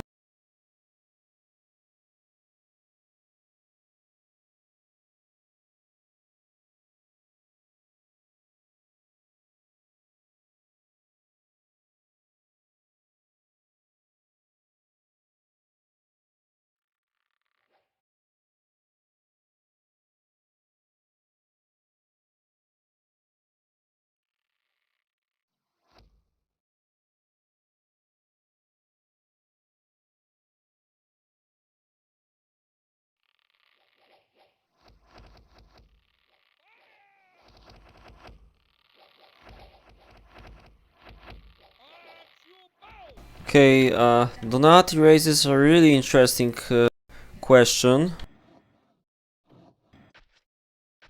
MexT has 5 towers. Okay, better to check with the stat screens. 5, 5, 5, 5. Yeah, so everyone is correct, at least at this point of time.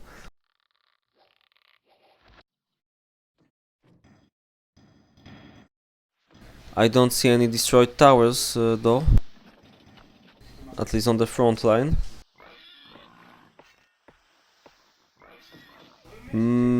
Not sure here, but I think it was only a draft, because there's no destroyed rubble around that.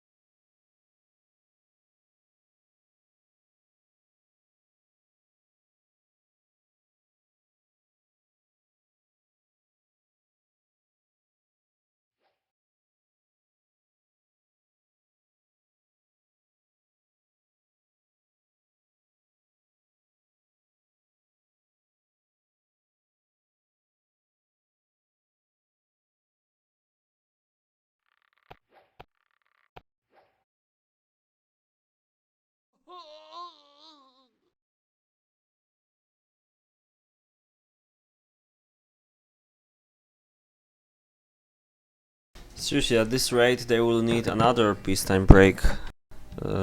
Maybe not peacetime break, but you know, peace break, toilet break, whatever. Smoke break.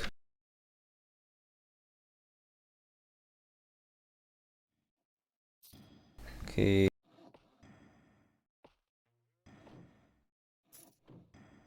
I think Mexican T tries to boost his iron production, which is failing, obviously, because it's quite late. Huh. It would be quite interesting to see the graphs after the game regarding the citizen count, for example.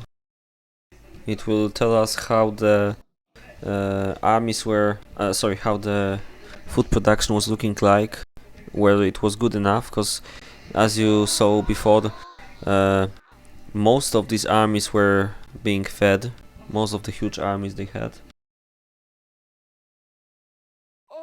It's a pathetic situation though, because these teams have both lots of soldiers, no incentive to attack, and plenty of food in case they really have to feed their troops, so I'm pretty sure this might be a 3-hour game.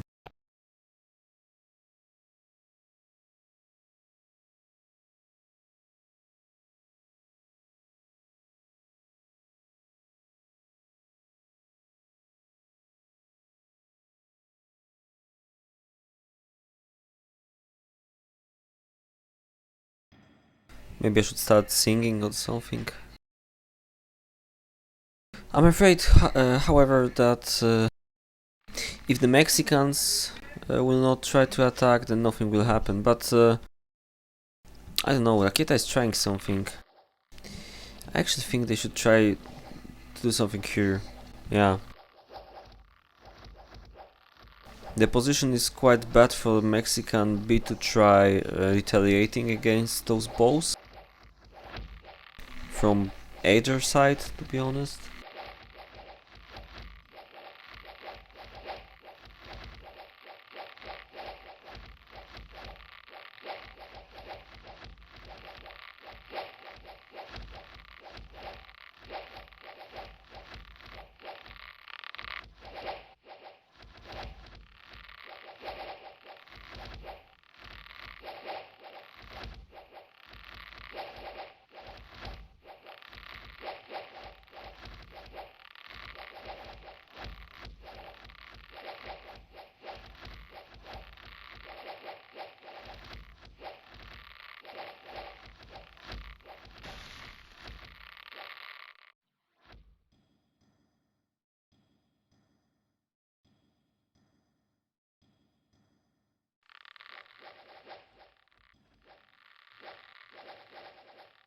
Okay, 1 tower less. We'll see what happens now. He might try to go out of his base here and maybe defend.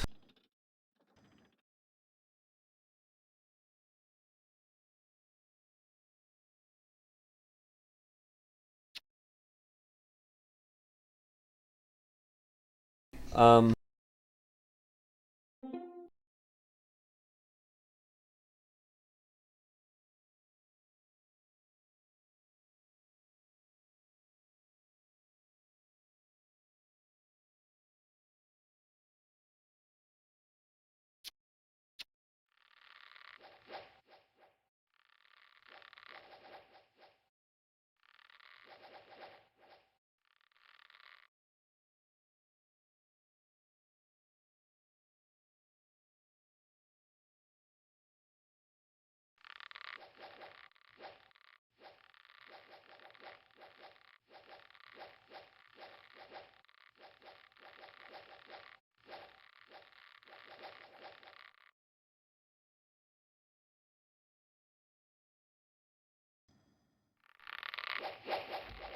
you can see interesting thing here. Okay, but he won't be caught.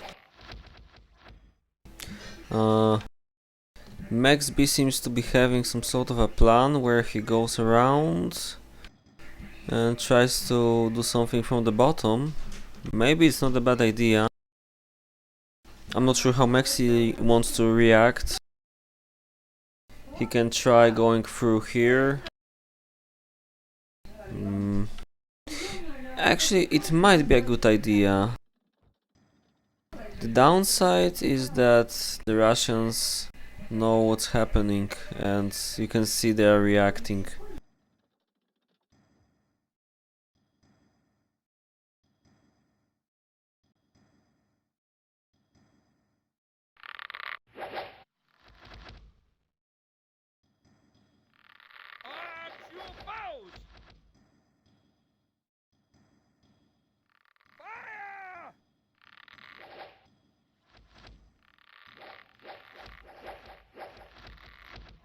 Fire at will!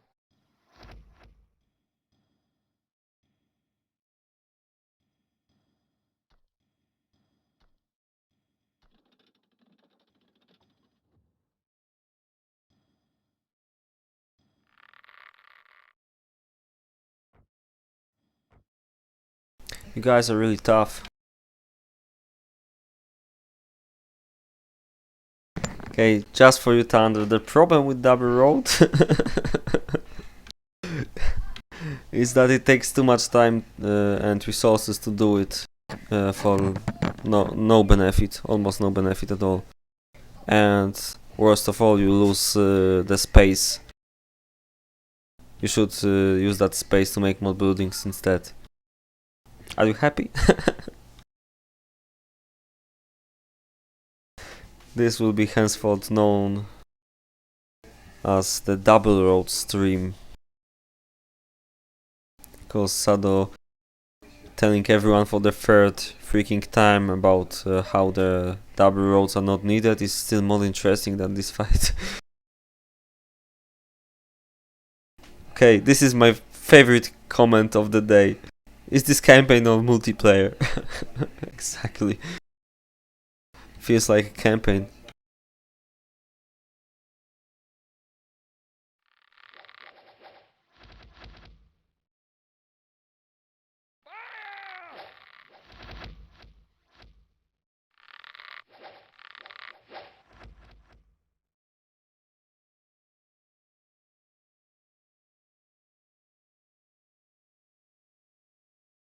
Okay, seems like MexB's plan.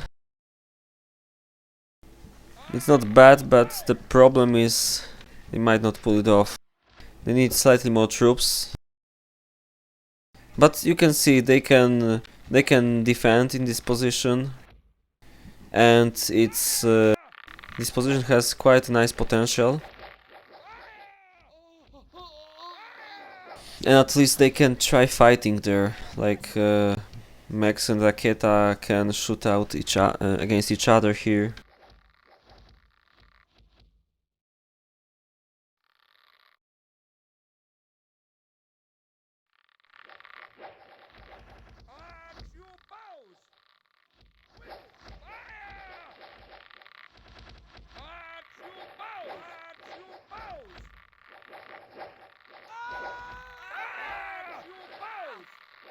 Okay, I'm pretty sure we're gonna have a fight.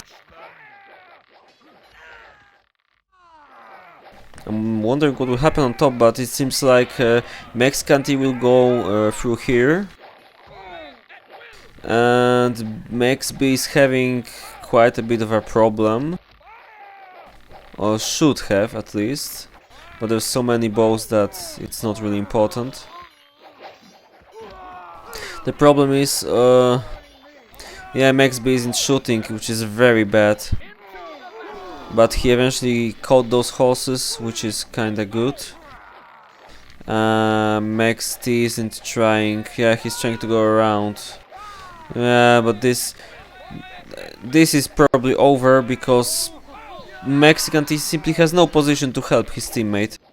They will likely try to defend in the city still, which might or might not work, but it's a really bad situation for the Dutch team. MexB is still fighting very bravely. This is nice. And okay, yeah, I think they should manage defending here, at least for a second.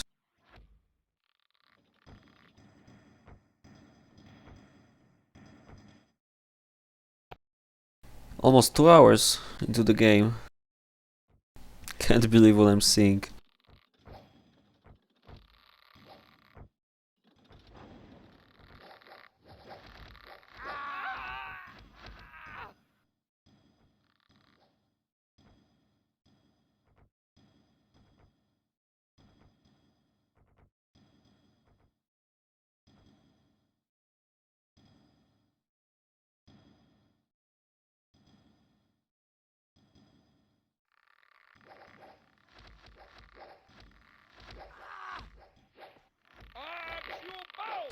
Okay, so we're about to see some base fighting right now.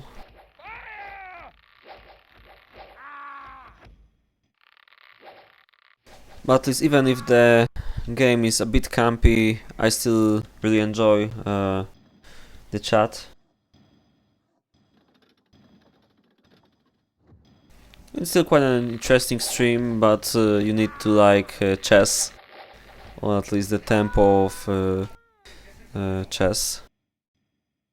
This really feels like chess without the clocks, you know.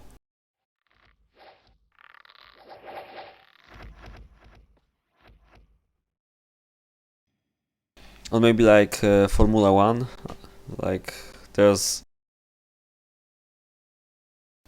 like 50 or 60 rounds before something happens.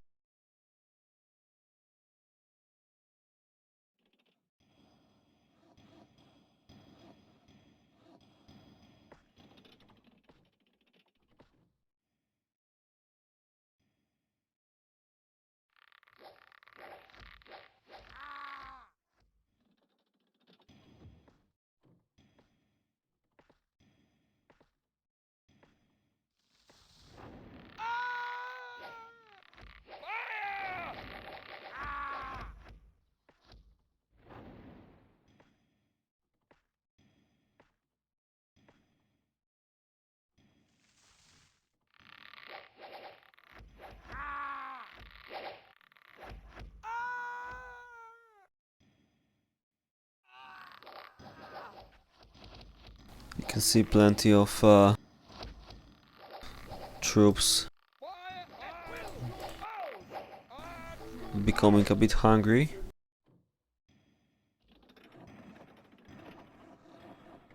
I'm just hoping. Well, actually, maybe I'm not hoping. Well, I kind of hope that this base will not be killed too soon. It's so nice, but no matter what happens, I'm positively surprised by what MexB did. Managed to pull off a better base than Mexican T, I mean.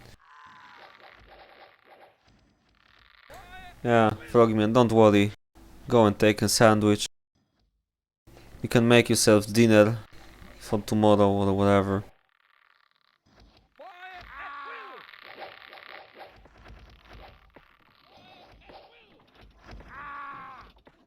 I'm pretty sure by the time he'll be back, nothing will happen. Oh.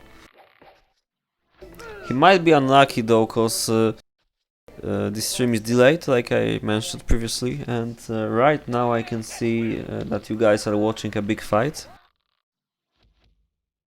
So seems like Froggyman chose a really bad time to go and take a sandwich, you know.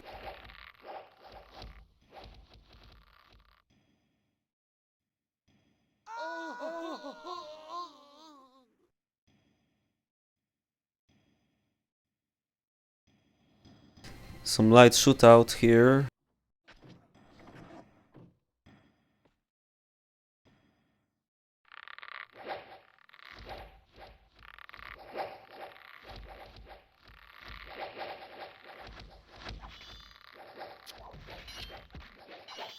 Okay, This is funny. It seems like... Well, I don't know what's the plan. Ah, okay, they're trying to get this guy inside, or what? No luck. Sorry. No, it's really annoying that you can't block this building, so every single freaking recruit will try to go here if there's no recruit in the tower. But actually this is one of the new features of the new version, where you'll be able to click a button here and close the dot for the recruit as well.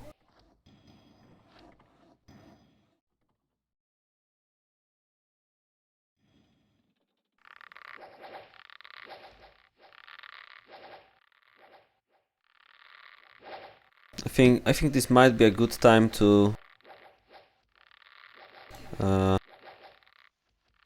maybe show you. While still showing the battlefield, I'll talk a little bit about the tournament that's going on.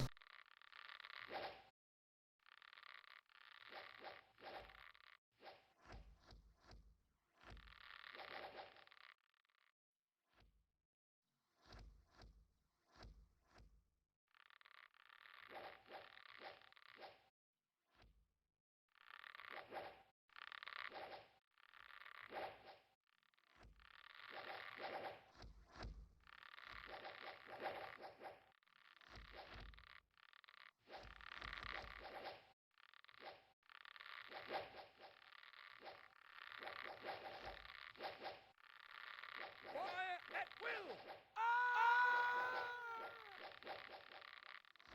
We're having some shootout here though, so maybe we'll wait a little bit.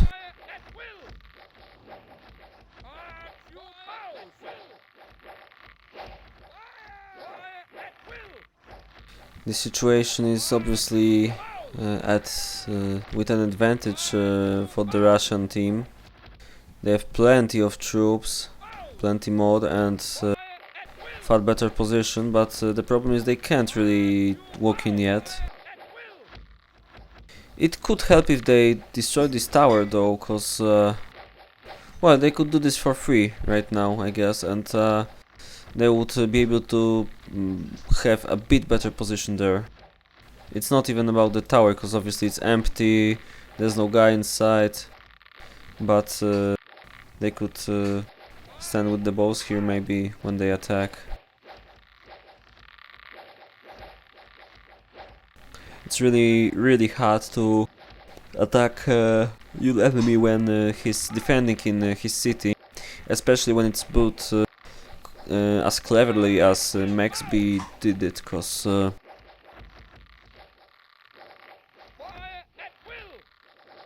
you can see there's plenty of space here. You can stand here.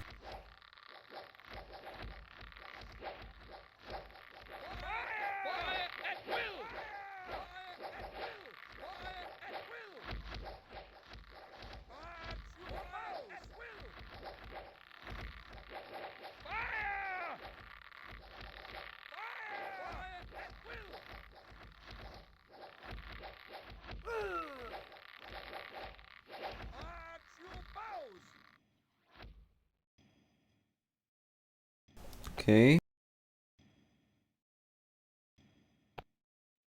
For 2 hours 4 minutes.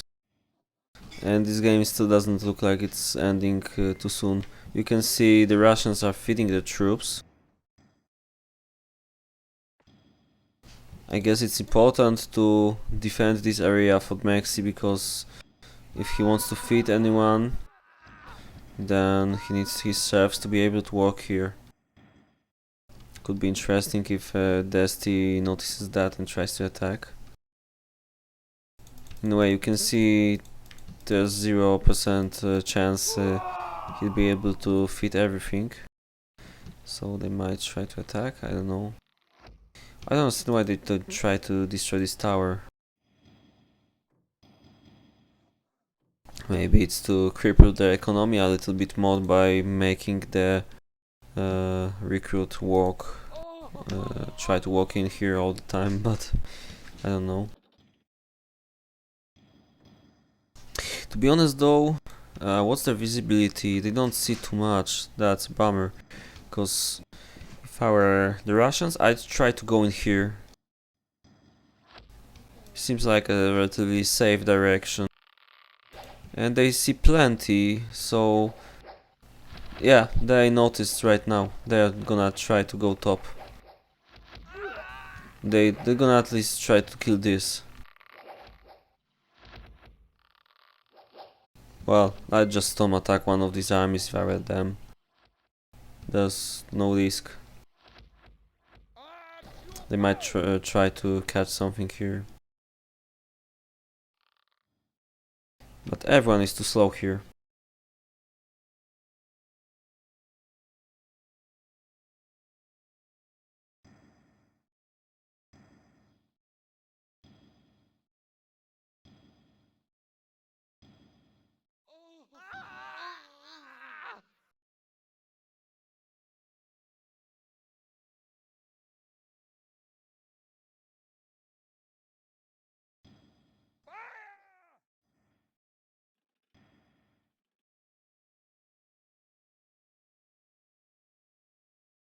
Okay, the Russian seems to be moving to the top. Okay, maybe not. Just aligning their troops. But it would be really easy to just wait until most of these troops go top or something and then attack the bottom too.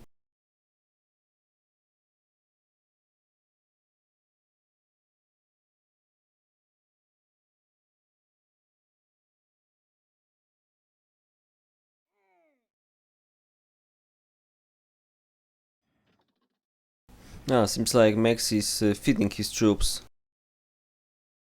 Okay. But this most likely means that Raketa will advance here. There's way less soldiers now.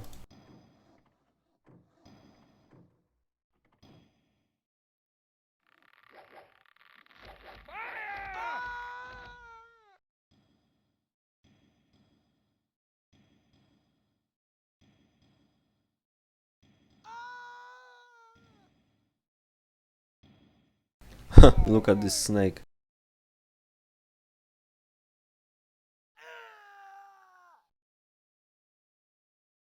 Yeah, this game is like chess.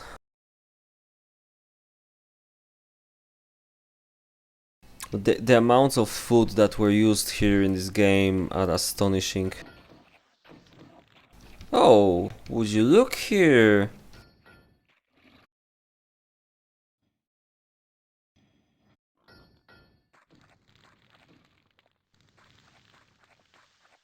Somebody's trying to do something sneaky. Whoopsie. 1, 2. Anything happening here? They're moving to the top, so they're probably gonna attack MexT.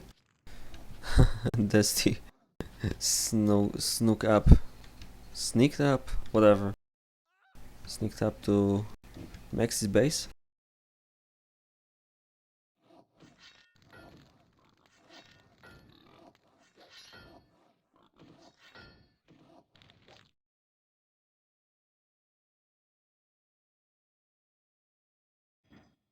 But there's a gap here. Probably not gonna be used to advantage of the Russian team though, cause there's some horses here.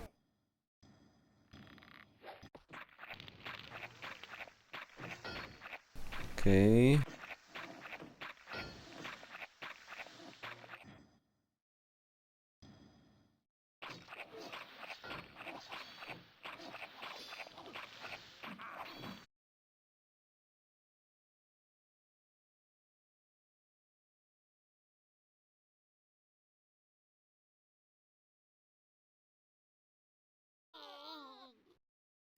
Okay, so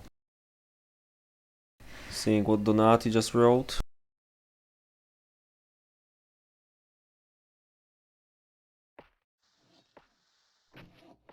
I think MexT was trying to trade for the iron weapons, but right now he doesn't have a lot of coal left.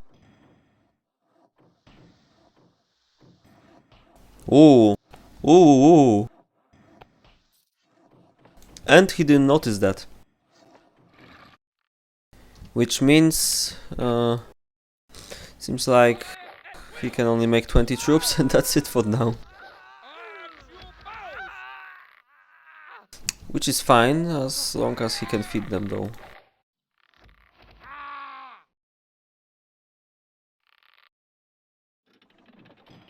Some action might happen soon.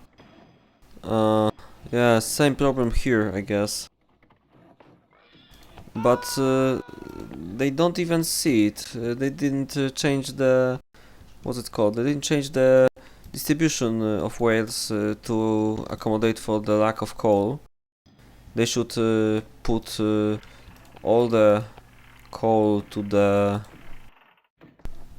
metallurgist. That's what I do at least.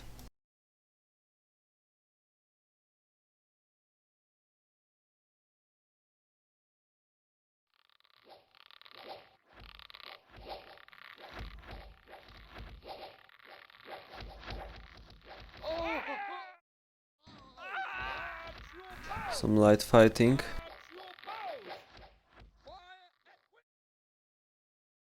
This is ridiculous.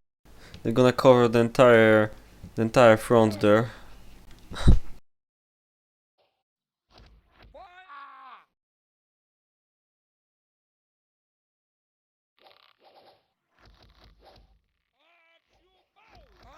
Actually, there's one thing the Russians didn't try to do. They should just go back and see what the Dutch do, and they try to attack them again, maybe. Just piss them off as much as you can.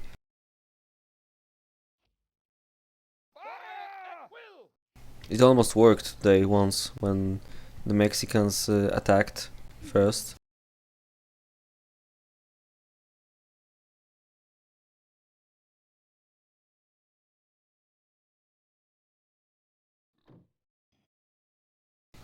MexB out of base. That might be it. I think this is what they kind of hoped for. But this time MexT is all around the map, so I don't know. His position is quite nice, but he can't attack from there, to be honest. Truth be told, there's nowhere you can attack here. Maybe they're gonna try something on the top, right? Seems so, at least. Would be a bummer if he forgot about those horses. It would be interesting if they tried to Mexicans, if Mexicans tried to join the forces on the bottom and then Raketa could retaliate, but I don't think this will happen.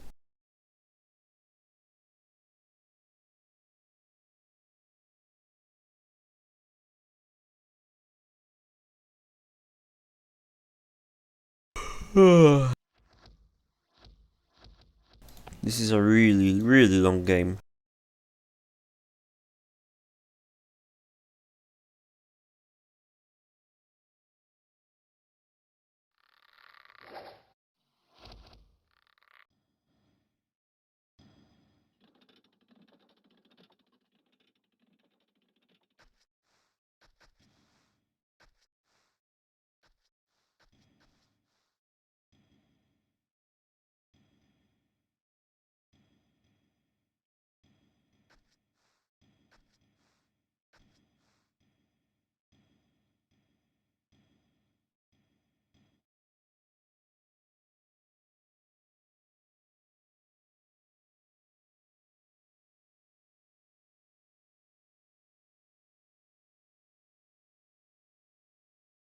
Okay, I will try to use this time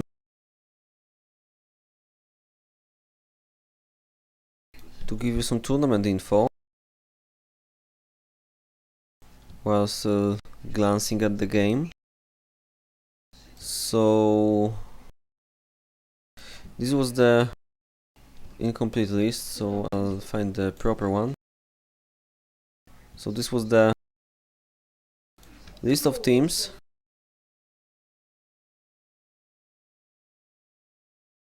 From what I remember, Sion and Barry never competed, but anyway, I can't tell you much more because the fight is starting.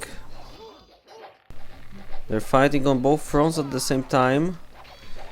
MexT going out here, not a lot of chance. He might do better in the middle, but I'm not sure. And MexB is probably gonna lose, but the fact that Raketa has quite a long formation and MexT's horses are coming might mean that Raketa will lose there. MexT's situation seems better and better on the top, because he has a lot of horses there. I think it is gonna be similar here, even if Destah has a bit more. While the bottom, Raketa won, it seems. Yeah, Raketa will win, even if those horses are here. Yeah, maybe there's gonna be some time to go to the bottom. Yeah, but the problem is MexT doesn't really have a lot of troops left, at least maybe not enough. So let's watch the fight in the bottom. MexB has not enough bows to defend here, unfortunately, so they might try to walk in quickly. What's interesting though is that the Russians will most likely escape because there's lots of horses still left here. Ah, they should just try to shoot them down, yeah. Exactly.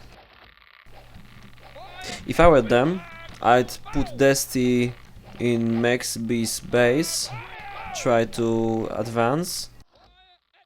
But not like this, come on. Sending lone militia is not gonna work. You can see this is quite a difficult game. It's impossible to not make mistakes here.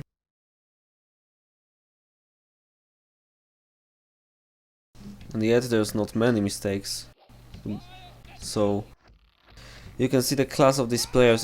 They are so good that it's simply I don't know. This game looks like a draw to me. I have no freaking idea how much longer will this take. At this precise moment, Mexicans have a big advantage though. But yeah, you can see Destah has backups.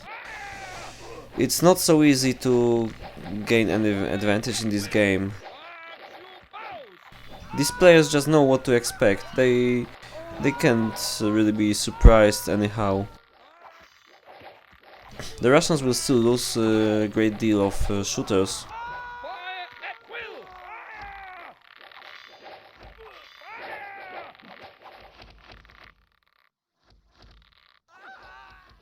Now MexT doesn't have horses anymore, so the Russians can defend again. Okay, I'm pretty sure nothing will happen for a while now. So anyway, looking through the list of the players here, this was the first round.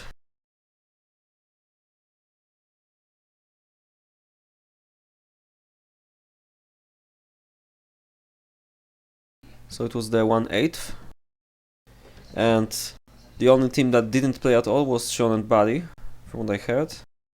They failed to show up, or Barry failed to show up actually. Sean was there, so they were eliminated after Monday. So Fu and Don advanced to the second round. Kungen and Zatora won against Golem and Thirds. Gopnik Richard lost to Skeletor and Holodziec, or Xoilodel as some call him. Bolt and Shady won against Tomix and Bedzik.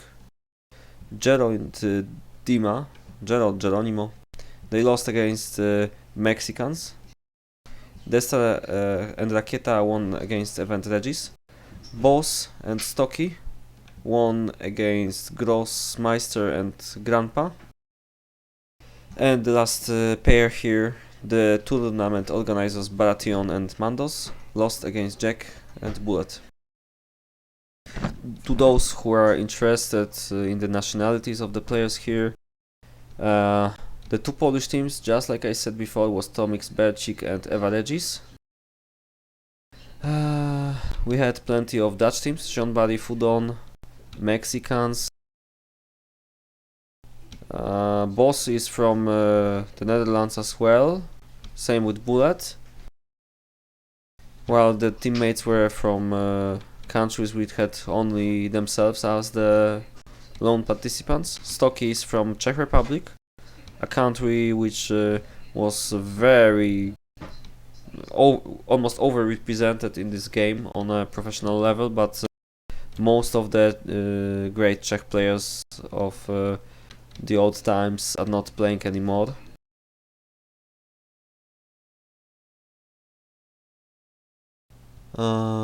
Anyway, we have plenty of Russian players in this tournament as well. I might be wrong in some cases, but I think the Russian players were Golem, Fertz, Gopnik, Richard, Holodziec, Shady, Destah and Raketa, obviously, Gross and Grandpa. Might have missed someone, but probably not. Other countries were not represented in great numbers. Jack is from Bulgaria and Bolt is from Belarus.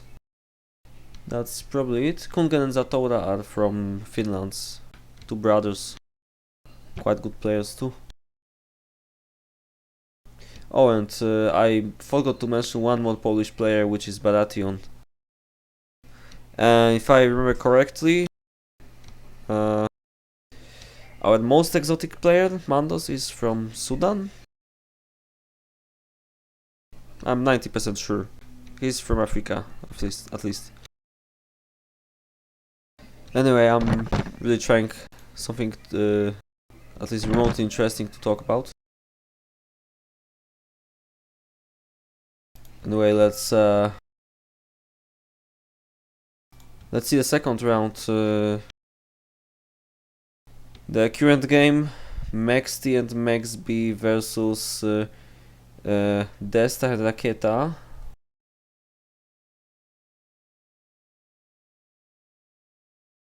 We also have Boss and Stocky versus Jack and Bullet in the 1/4 in the quarterfinals.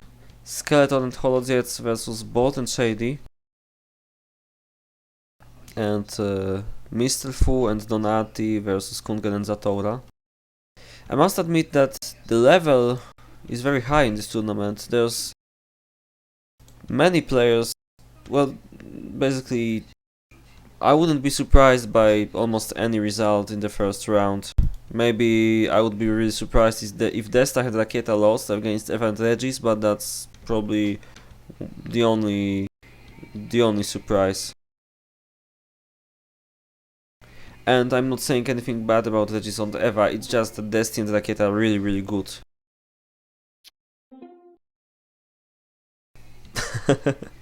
Watch out for El Tacticus.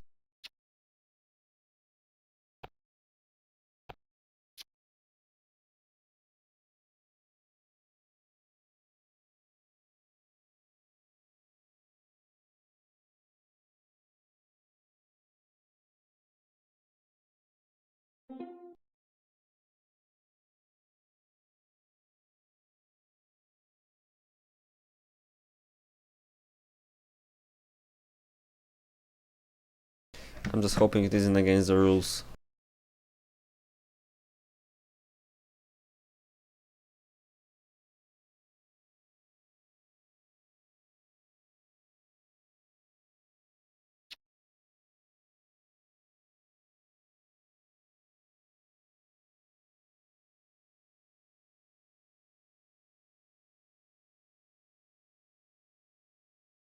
I see there's still 32 viewers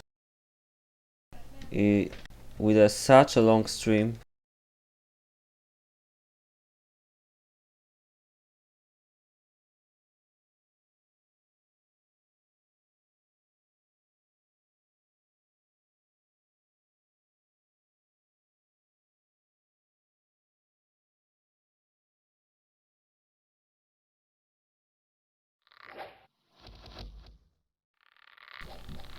The Russians are working in.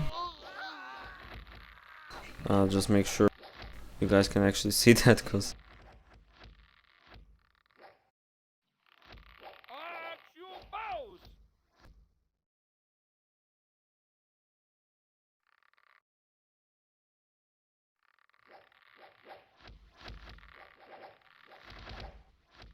Fire! Fire!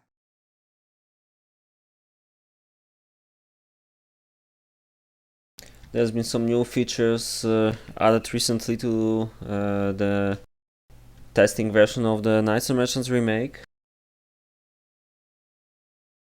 I'm going through the changelogs to tell you what was changed lately. I will spare you the info about scripting changes, because that's not something anyone would be interested here, I guess. Most of you should probably know by this time about the random map generator, which, just like the name says, allows to make maps that look better than Lavine Flat Edition with just one click of your mouse. The maps look pretty decent for, well, it's quite advanced. I didn't expect it to be so advanced, to be honest.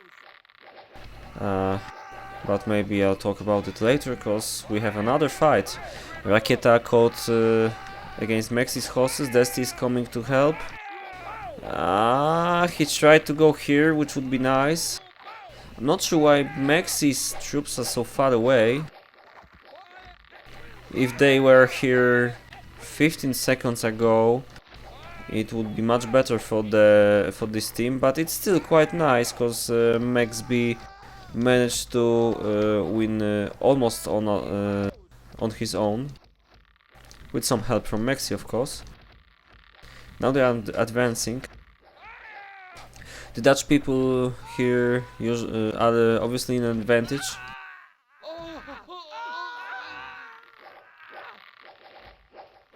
But just like it always works on maps like Cursed Ravine, they will have less and less advantage the more that they try to go towards the enemy bases.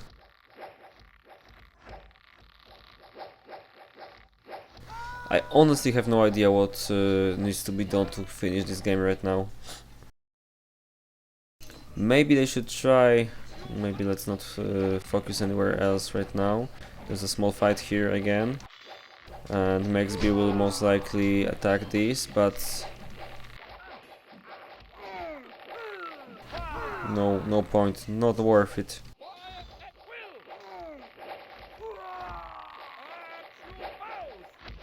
I think at this point it's simply a matter of whoever gets too tired first. It's an epic game for sure right now. You can see there's no clear winner.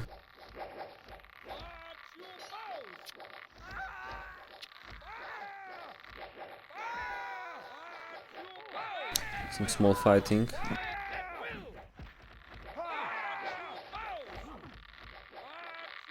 But as you can see, the bottom side is having less and less melee, which might mean they might get attacked soon. Yeah, if I were Russians, I'd try to attack right now. Use horses. Yeah, Raketa has some horses. They should go with horses to the left, for example, or maybe even here, because this will be easier to catch, maybe easier to attack. But yeah, it's not going to happen. Maybe some storm attack would be a bit risky though. Oh, 3 kills.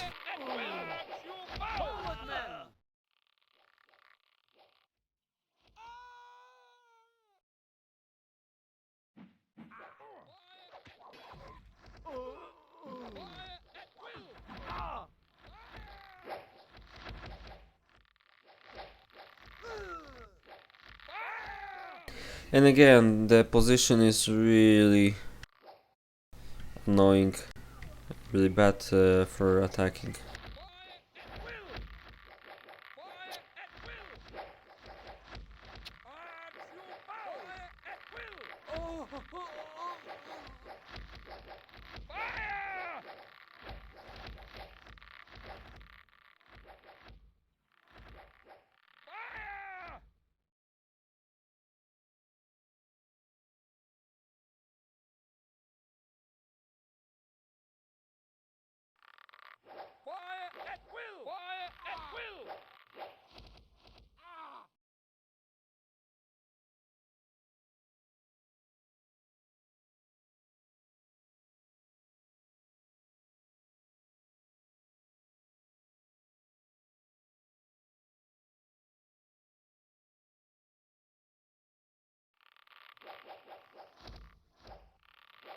One really nice feature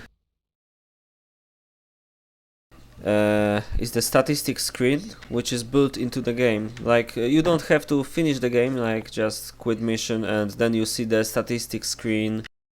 You just click a button here, if I remember correctly, and then the entire game disappears for a second, but you can go back to it with a button and you can see the statistics in the real time.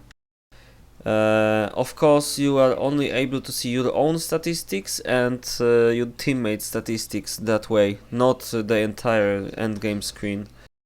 Unless you are a spectator, in which case you are able to see all of the stats.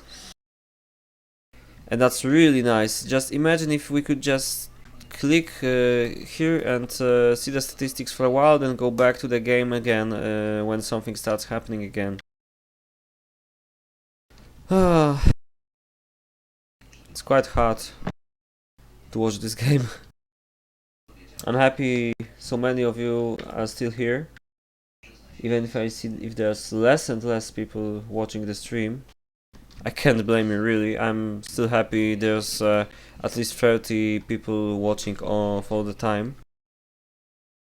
It's quite nice for knights and merchants, to be honest. Our streams usually have about 20 viewers on average.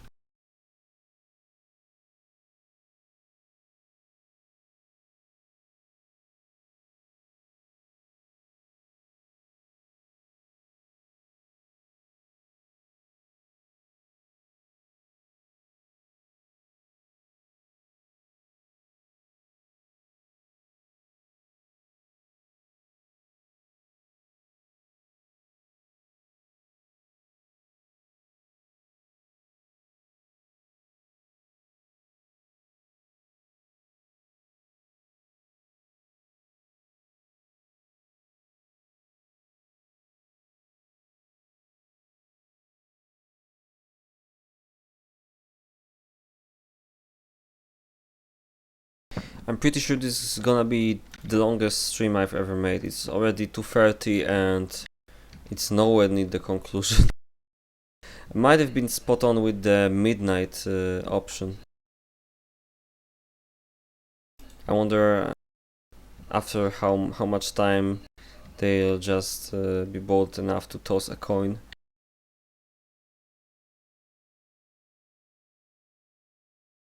Maybe they should just take 1 militia each and storm attack each other with these units and see whoever wins.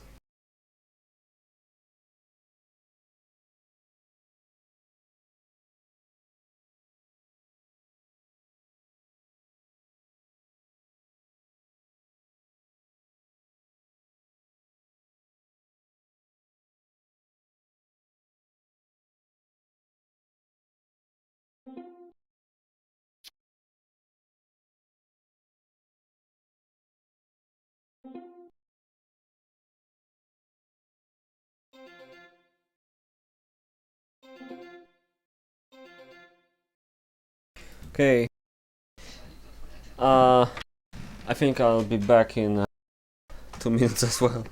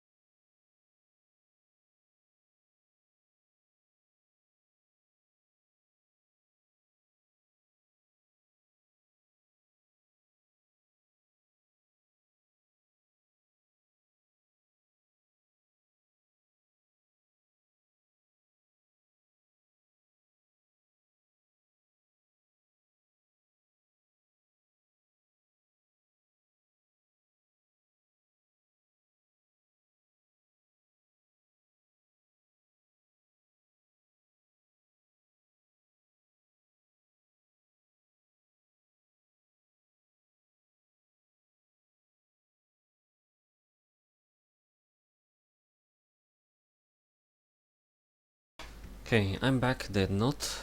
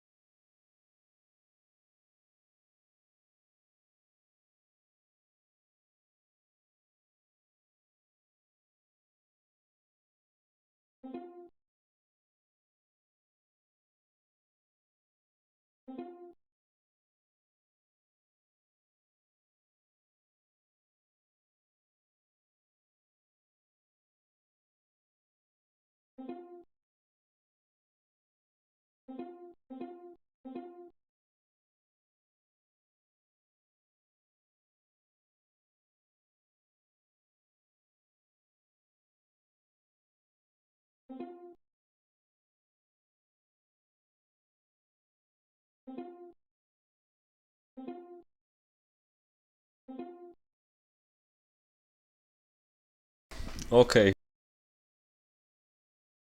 This is interesting.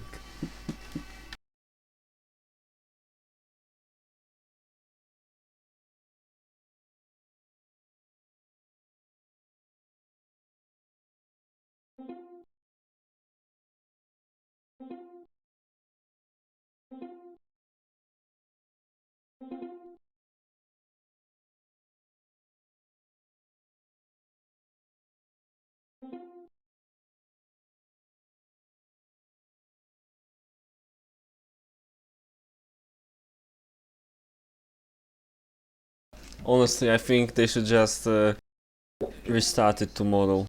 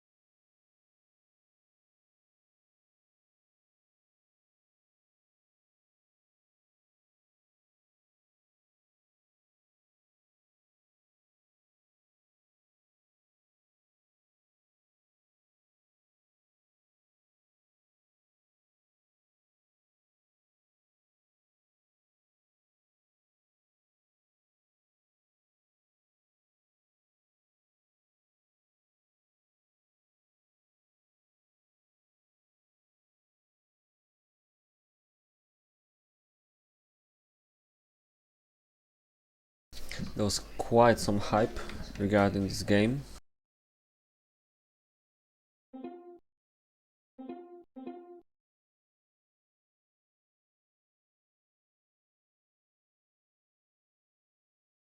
As I said before, these guys here are legends of KaM. So there's really no surprise that this game is so even that they're already fighting for 2.5 an hour and they are still very far away from resolving this game. Whereas waiting for MexB to finish sending his file and then which probably means now we will be able to continue looking at the at the map and troops not moving at all. Well, it's much better right now actually. You can see though that the troops okay, where are the troops? They're here at the moment. You can see the armies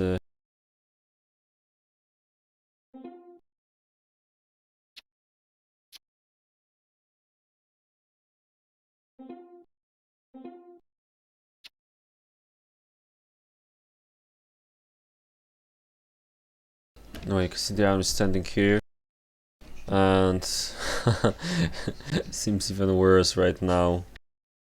If they keep standing in this space, there's probably not gonna be any advancements. I think at this point they should try any kind of movement, any. Like go everything up or something, I don't know. They'll have to follow, they'll have to start making mistakes.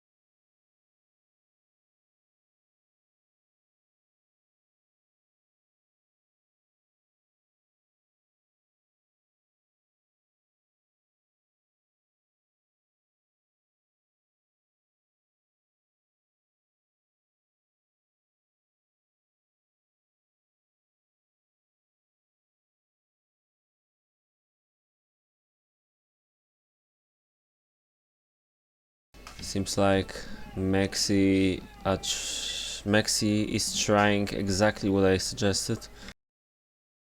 Trying to switch the fronts. They could actually try, but they would have to be very fast. I don't think they will be able to.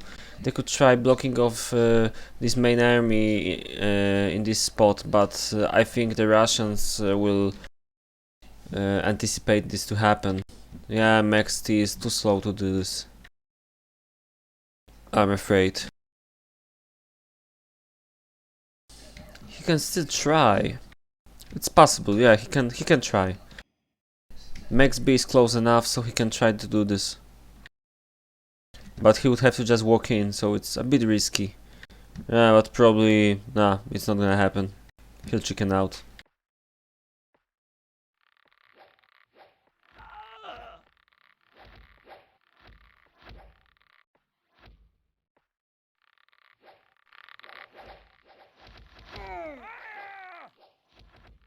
Quiet at will.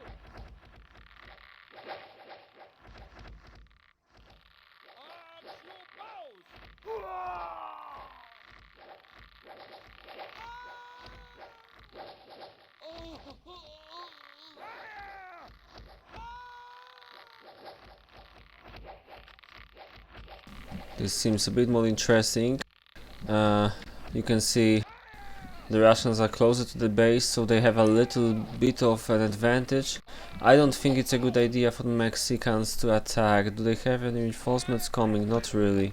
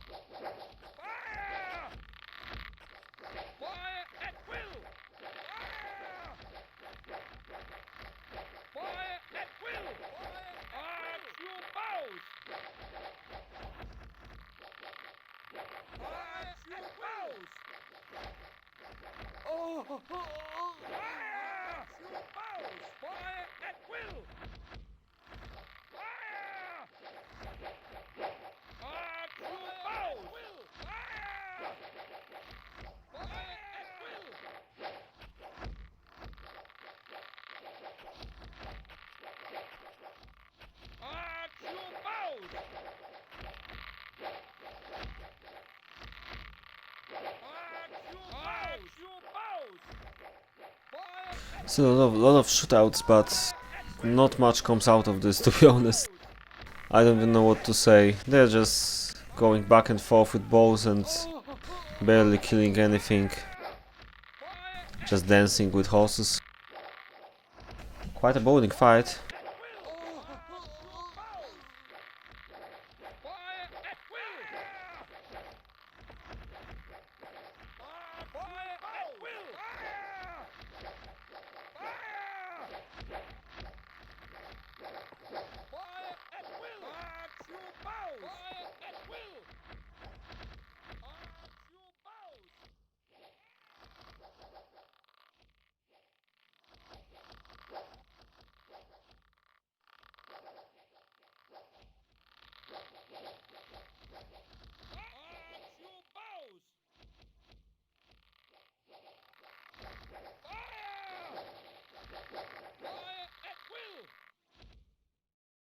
I'm wondering if they actually intend to catch.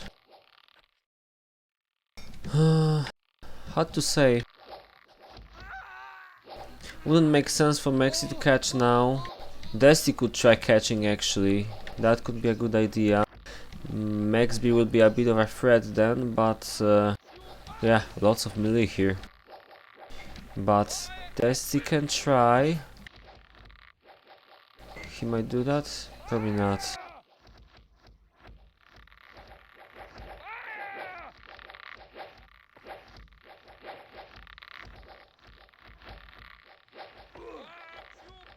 Yeah. Mexican has a bit more bows than Destah, but he's a bit stuck with them, so he's not going to use them to his advantage properly. He's still doing quite a good job in the shootout though. Should probably start moving though, cause yeah. I think this shootout is a little more interesting.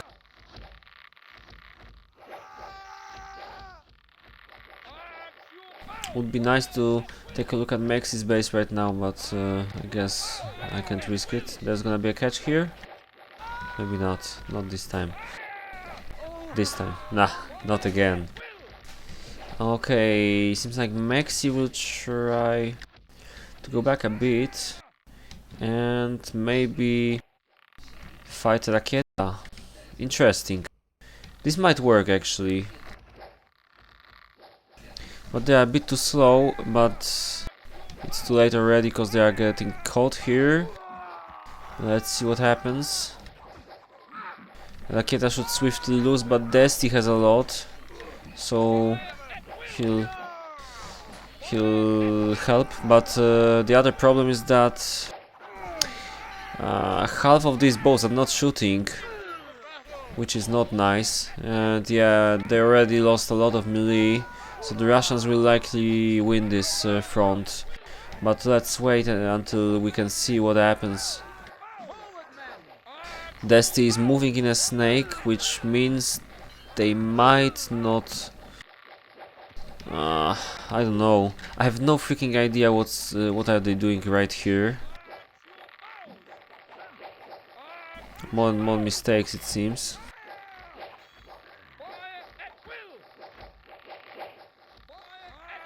But they are like defending against. I wonder why isn't this shooting? They are facing this side, so they should be shooting here. Strange. I mean, that's how the game works now. Yeah. Anyway, you can see the Russians will most likely kill. Okay, maybe not all of the bows, but most of them. So the struggle continues. Maybe this time they will be able to kill most of it, but they have to remember about keeping most of their melee at the back, otherwise they will not be able to start another fight. Okay, yeah, that's the problem.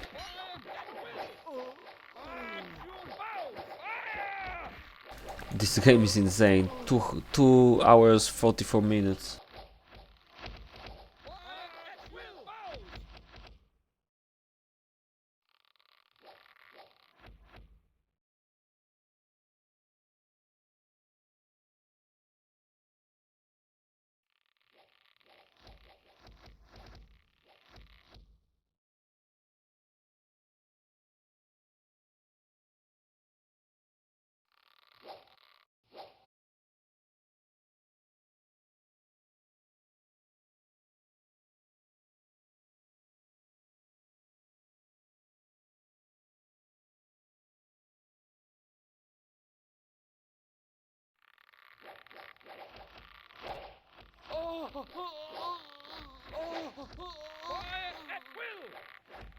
Mexicans are scattered.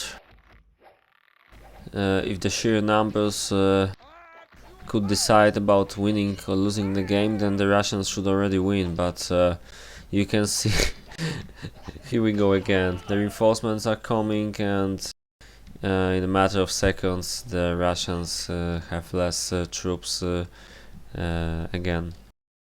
Well, not you know what I mean. They have less of an advantage.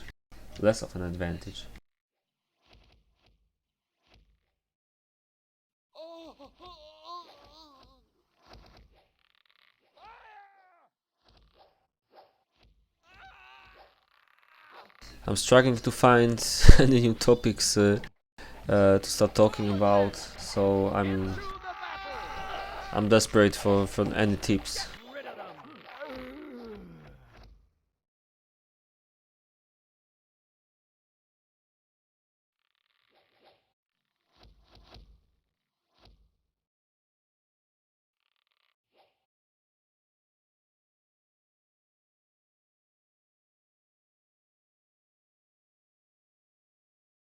You can see the Mexicans are trying to surround the Russians. Maybe I should just go through here. Might work. Whoops. Seems like somebody forgot about his bowman.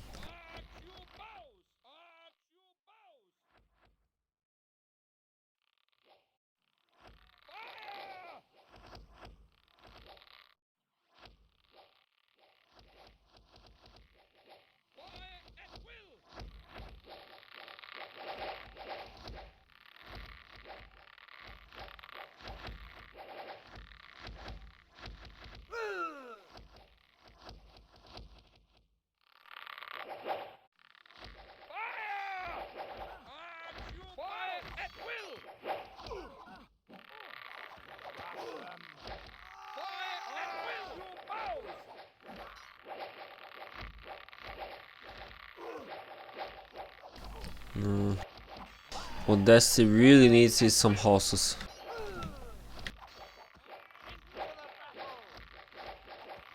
Seems like the Mexicans, I think they might have two stables each. I know about Mexican and yeah. Whoa, this is interesting. 6 swine farms and and 2 fallen 2 here. Destah fallen 1, Raketa 7 and 1. Whoa. How many did MexB have? 6, okay. Insane cities. You can see the mini-map looks insane too. Wondering... Yeah, no problems with food, I guess. Let's see the surf amounts. 95, 80, 84, 102. There goes another chance to get inside Mexican T's base for a change.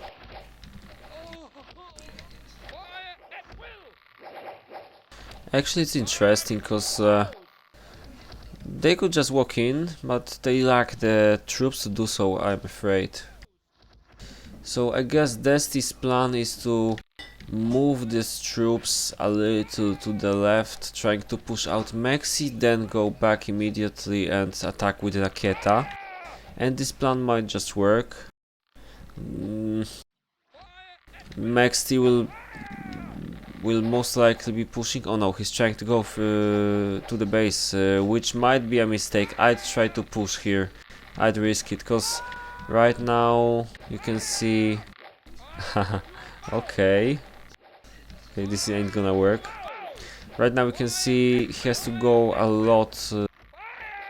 He has to go around through quite some distance, while Raketa could actually walk in right now, but for whatever reason he isn't doing it. They could try attacking from this side too, but I don't know, maybe it's just he tries to simply keep shooting and making some kills.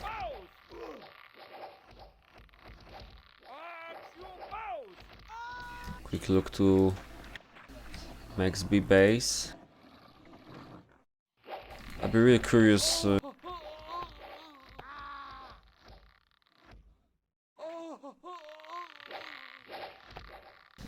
Just save, just in case. Okay, this becomes a bit more interesting. Interesting. The position greatly favors the Dutch team, but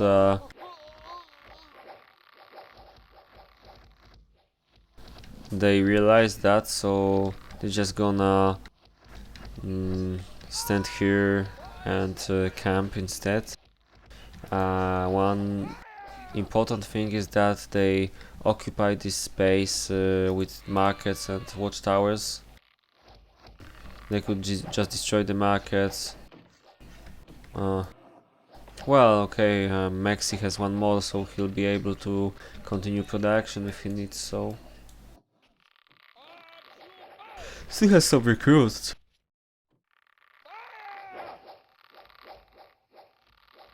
Of course, the problem is in a while they're gonna advance enough to start shooting here, and they're not gonna be able to. MexT is not gonna be able to make new soldiers. At least that's the plan. Anyway, MexB is trying to push a little bit here, but he's in a really bad position, I'm afraid. So I think Raketa could try to attack this. Has plenty of horses, and his bowmen are dying. Nice. He should just go here. Catch and try to end this game for the Russian team. I think the Russians finally have a big chance. They just can't screw this up. They just have to somehow defeat MexB here, and they should be fine. The problem is they cannot really catch him, I'm afraid.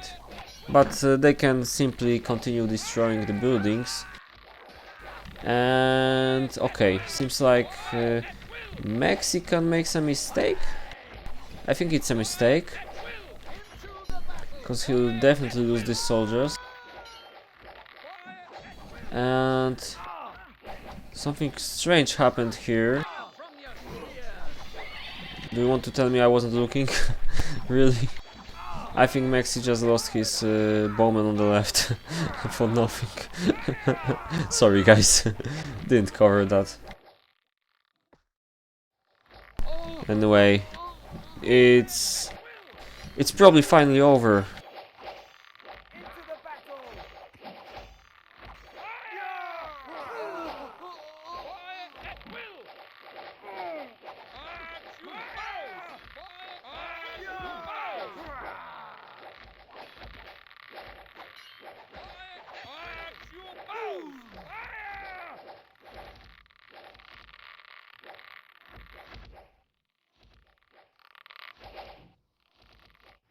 You can see some reinforcements coming up. I'm pretty sure this is it.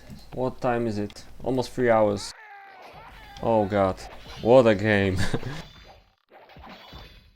There's probably no way MexB can save MexT. It was a wise decision to this time try attacking the T part of the Mexican team.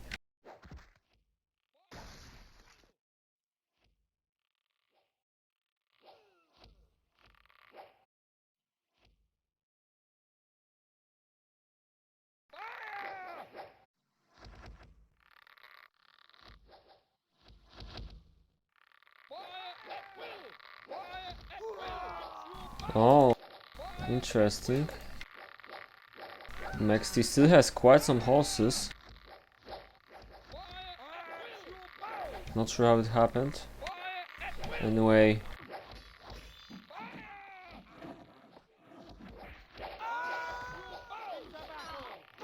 This is still not over. Probably should, but Mexicans are trying their best, even against all odds. But there's simply no way they can lose this right now. They are finally getting to destroy the barracks. MexB doesn't have enough to destroy this army. GG. I'll save it.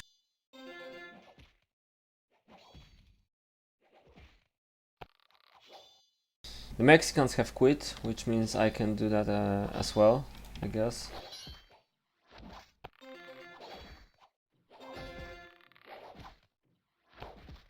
Let's see the stats. This was one of I don't know, maybe not most interesting games I ever seen, but definitely one of more memorable streams I ever made. Just look at these numbers. Come on. Raketa MVP with best kills and best soldiers equipped amount.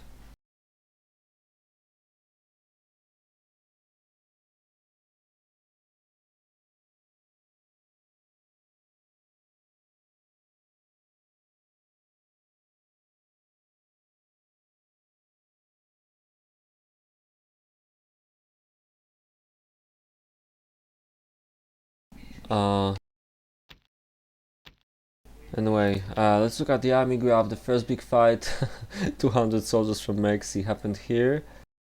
You can see, I think it's the hunger first, but I'm not quite sure right now. Might have been the hunger, might have been a fight too, cause not only Raketa loses troops. Hard to see Destah on the graph, but yeah, probably not the hunger itself. Hunger might have been somewhere here. I'm not quite sure what happened here all the time. It's been a long one for sure. Let's see the economy. The citizen count of MexB is the lowest, obviously because he was invaded once or twice, so he had hardest job with that. I wish there was a way to combine army and citizen graphs so we could see how the food was looking like, but the food graph is gonna be interesting as well.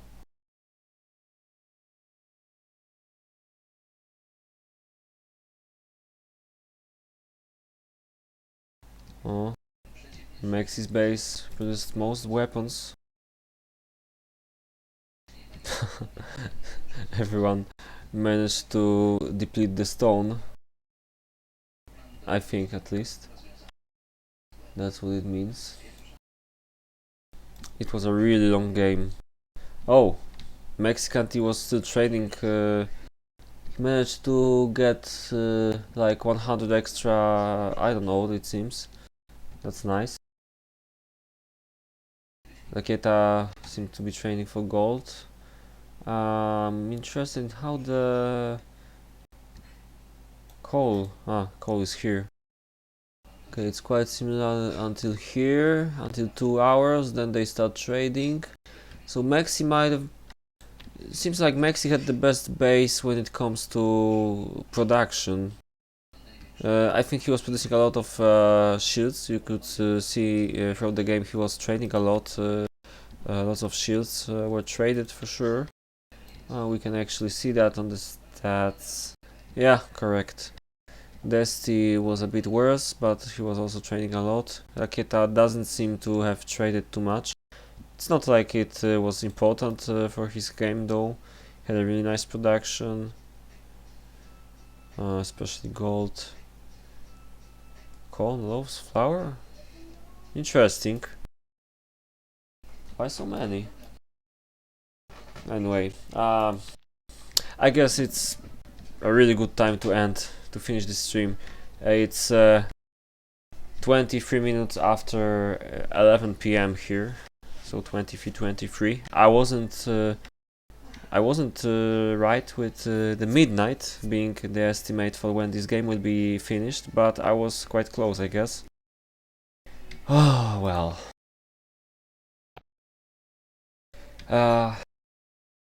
At this moment we have 25 people watching.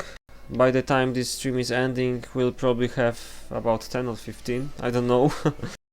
But I'd just like to thank everyone for being with me here, because you know, if I saw like 1 hour ago, for example, that there's like 5 people still watching, then it would be much harder to continue this than when it was still 40 or at least 30 people for most of the time.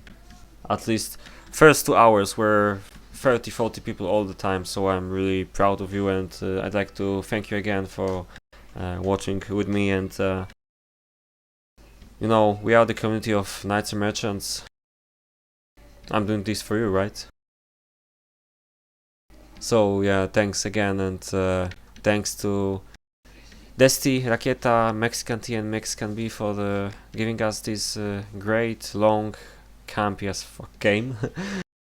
And see you next time. I'll most likely be streaming some tournament games at Sunday evening. Maybe a bit earlier, depends how many games will be played there. I'll try to talk to the other 3 the other 6 teams which will be playing 3 games. I'll try to talk with them to make at least 1 game at Sunday so I can stream it, because I can't do that on Saturday, I guess.